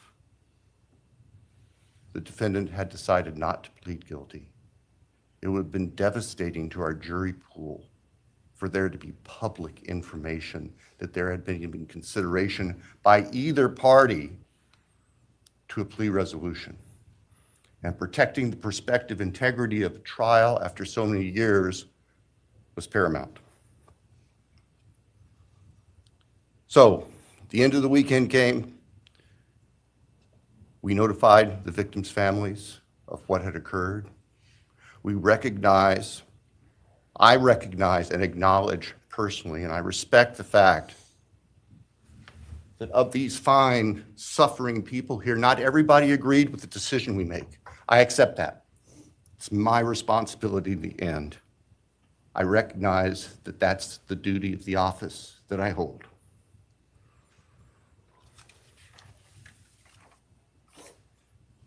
So now,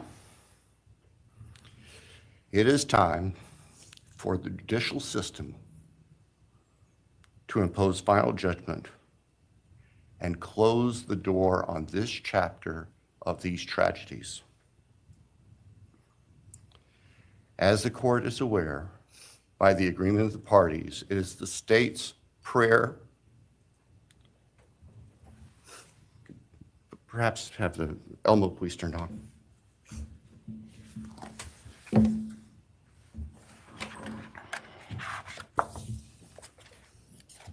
Thank you.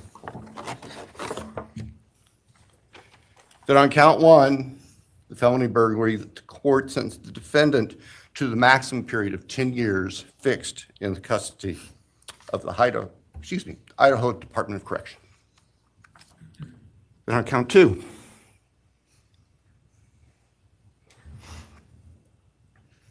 that the court sentenced the defendant to fixed life for the murder of Maddie Mogen. On count 3, that the court sentenced the defendant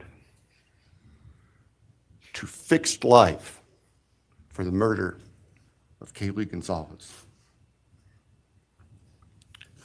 On count 4, that the court sentenced the defendant to fixed life for the murder of Xana Kernhodel. On count 5, that the court sentenced the defendant to fixed life for the murder of Ethan Chapin. And the state further prays that these sentences be ordered to run consecutively, back to back, not at the same time, to recognize and respect the unique individuality of each of these beautiful young people whose lives were taken brutally and for no reason.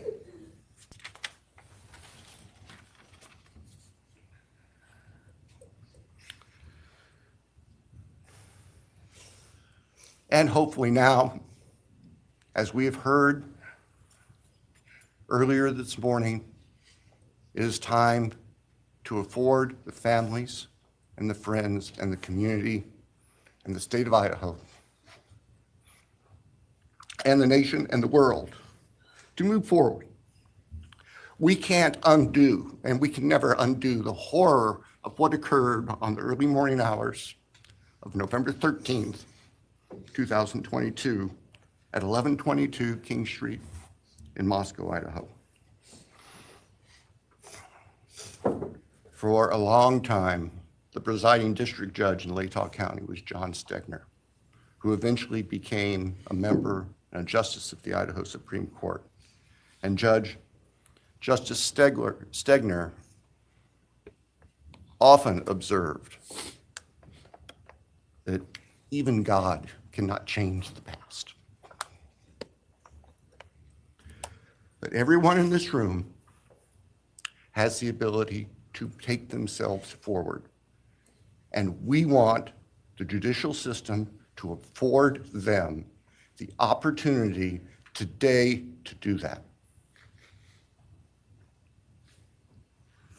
From today forward, our memories should be focused on these innocent victims whose lives were taken, on their families, on their friends, on the community.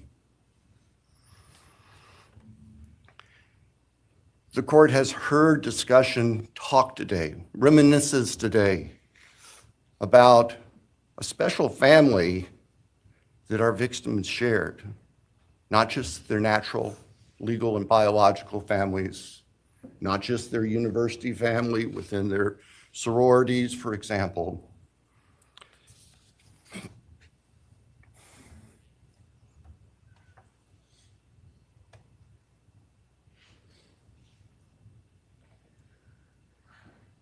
But this family. This is the picture taken on November 12th, 2022, of the special family of 1122 King Road.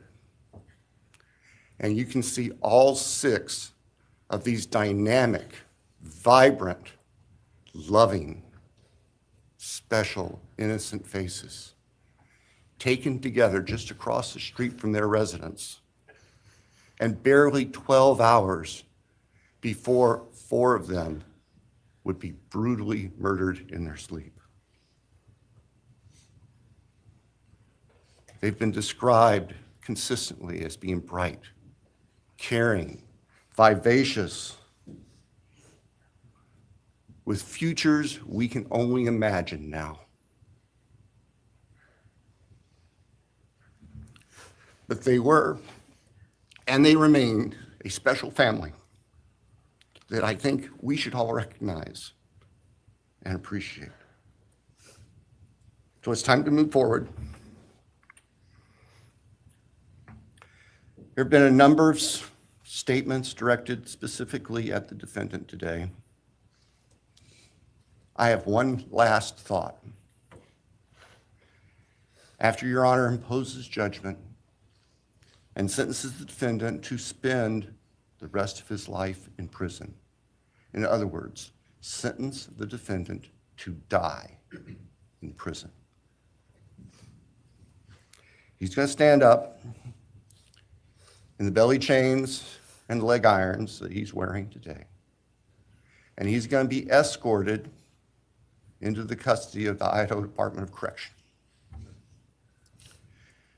And the door will close behind him forever. That is the closure that we seek, that all of these people, these loving friends and family deserve, so that we can move forward. Thank you, Your Honor. Thank you.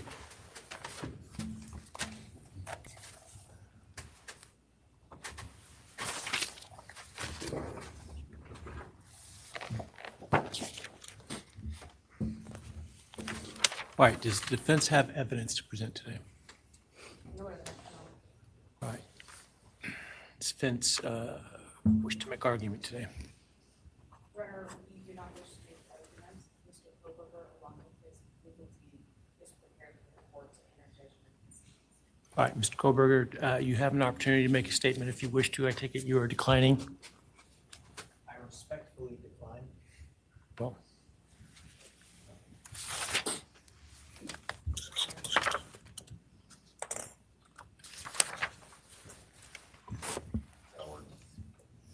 please. All right, let me start this morning by acknowledging and thanking those that have come here today in support of their loved ones, and I appreciate your courage and your strength. And I hope that you are able to move on as best as possible. Thank counsel for the professionalism that they've exhibited throughout this case. It has been my great honor to preside in this case and to help bring, to the extent possible, some resolution and hopefully justice to this case.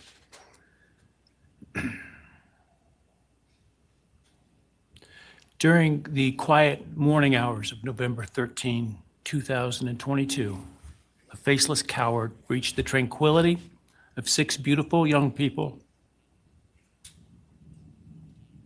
and senselessly slaughtered them, 4 of them.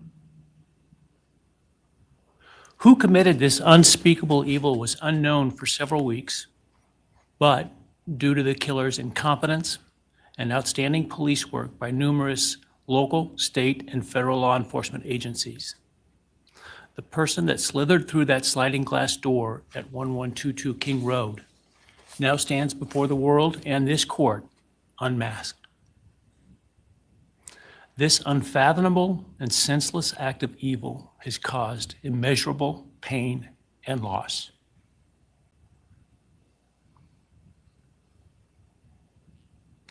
No parent should ever have to bury their child. This is the greatest tragedy that can be inflicted upon a person. Parents who took their children to college in a truck filled with moving boxes had to bring them home in hearses lined with coffins. The loss this killer inflicted was not just the death of these people's children, siblings, grandchildren, as we've heard today. It has ripped a hole in their soul, destroying a special part of their very essence. Any person who is a parent defines themselves foremost as such.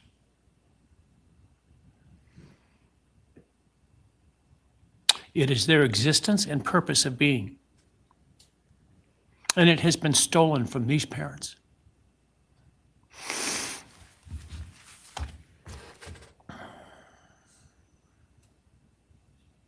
None of us have experienced the loss these victims have in the unspeakable way that they have.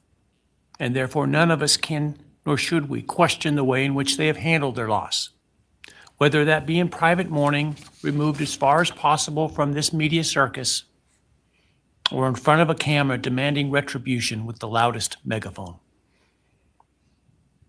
I've listened intently to the stories and pain that have been shared today, with great awe at the courage and resilience of the surviving family members of those wonderful children. I've listened also to the surviving roommates, both in person and through their friends. And I can't think of how, frankly, courageous they have been despite the hell that they have faced by uncaring people who have come up with all kinds of crazy theories about two kids simply being kids. The parents, siblings, and other family members who have spoken today are designated as victims in our legal system. But going forward, I hope that they can shed that label, as it gives too much power to the evil that condemned them to that role. They are and should be known as survivors, fighters, and foremost as witnesses to the tremendous lives of value and unbounded promise of these four young people. But those speaking today and those who did not speak, but who carry this same burden, this same loss, now carry forward the memories of these now perpetually young people, these forever children. These survivors carry the responsibility of ensuring that the voices of these children, Maddie, Kaylee, Xana, and Ethan, are never forgotten, and the positive impacts that they have had on so many lives are never minimized, and that the love they shared, the light that they shined onto others is forever celebrated. As we sit here today, this case is ending, and we are now certain who committed these unspeakable acts of evil, but we don't know, and what we may never know is why. I share the desire expressed by others to understand the why. But upon reflection, it seems to me, and this is just my own opinion, that by continuing to focus on why, we continue to give Mr. Kohberger relevance. We give him agency and we give him power. The need to know what is inherently not understandable makes us dependent upon the defendant to provide us with a reason, and that gives him the spotlight, the attention, and the power he appears to crave. Yet even if I could force him to speak, which legally I cannot, how could anyone ever be assured that what he speaks is the truth? Do we really believe, after all of this, he's capable of speaking the truth or of giving up something of himself to help the very people whose lives he destroyed? Rather, I suspect the so-called reason would be dished out in enticing, self-serving, and aggrandizing, untruthful bits, leaving people wanting more information, more insight, and thus enhancing even further the power he seeks to hold. Even if we could get truthful insight into his why, I suspect it would not in any way quench one's thirst for actually understanding why in the first instance. Because there is no reason for these crimes that could approach anything resembling rationality. No conceivable reason could make any sense.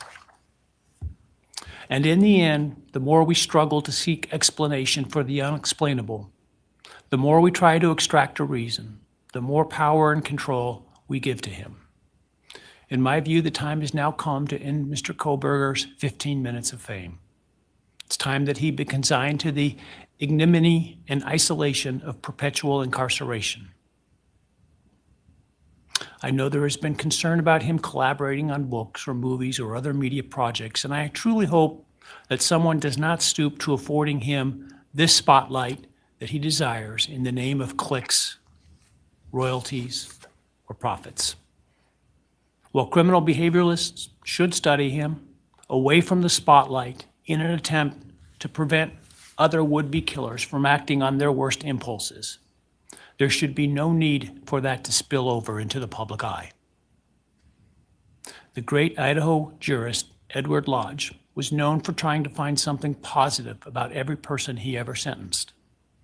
And with over a half a century as a trial judge, that was a lot of people. This was often challenging, and I recall in one case he said that the best he could come up with was the defendant had good penmanship. Truth be told, I'm unable to come up with anything redeeming about Mr. Kohberger because his grotesque acts of evil have buried and hidden anything that might have been good or intrinsically human about him. His actions have made him the worst of the worst. Even in pleading guilty, he is giving nothing hinting of remorse or redemption, nothing suggesting even a recognition or understanding, let alone regret for the pain that he has caused. And therefore, I will not attempt to speak about him further, other than to simply sentence him so that he is forever removed from civilized society. And accordingly, based upon his conduct and based upon the record before this court, recognizing the standards that govern this court's sentencing decisions as set forth in State v. Toohill, I hereby sentence Mr. Kohberger as follows. On count 1, burglary, 10 years fixed, 0 years indeterminate. I also impose a fine of $50,000. Count 2, first-degree murder of Madison Mogan. I sentence the defendant to a fixed term of life imprisonment without the possibility of parole, a fine of $50,000, and a civil penalty of $5,000 payable to the family of the victim. On count 3, for first-degree murder of Kaylee Gonzalez, I sentence the defendant to a fixed term of life imprisonment without the possibility of parole, a fine of $50,000, and a civil penalty of $5,000 payable to the victim of the family, or to the family of the victim, pardon me. On count 4, for the first-degree murder of Xana Kernodle, I sentence the defendant to a fixed term of life imprisonment without the possibility of parole, a fine of $50,000, and a civil penalty of $5,000 payable to the family of the victim. On count 5, for the first-degree murder of Ethan Chapin, I sentence the defendant to a fixed term of life imprisonment without the possibility of parole, a fine of $50,000, and a civil penalty of $5,000 payable to the family of the victim. The sentences on counts 1, 2, 3, 4, and 5 shall run consecutively to one another. Restitution will be left open for 60 days. Defendant will be required to submit a DNA sample and a right thumbprint impression to the Department of Corrections and comply with the DNA Database Act. I remand the defendant to the custody of the Idaho State Board of Corrections for to be imprisoned in an appropriate facility in execution of the sentence where he will remain until he dies. Though you have waived your right to appeal, you do have a right to file a notice of appeal, and any such appeal must be filed within 42 days of the date of the written judgment, which will be entered shortly hereafter. Though the appeal, you should be aware, may be deemed a violation of the plea agreement, and so I certainly suggest you discuss that with counsel if that is your desire. I ask the media and public present to allow the families to be escorted out first before they leave. Again, thank you to everyone for your stories today. I am strengthened by them, and I am encouraged by your humanity and strength, and God bless you. We're adjourned.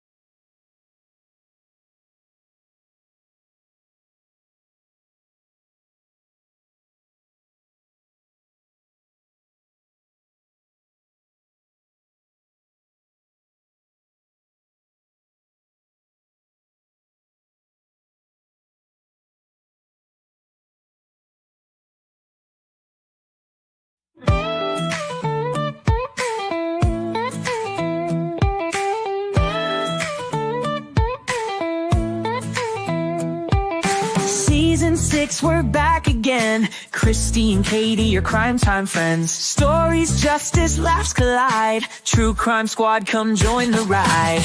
Grab the clues, let's take a stand. For victims' voices, hand in hand.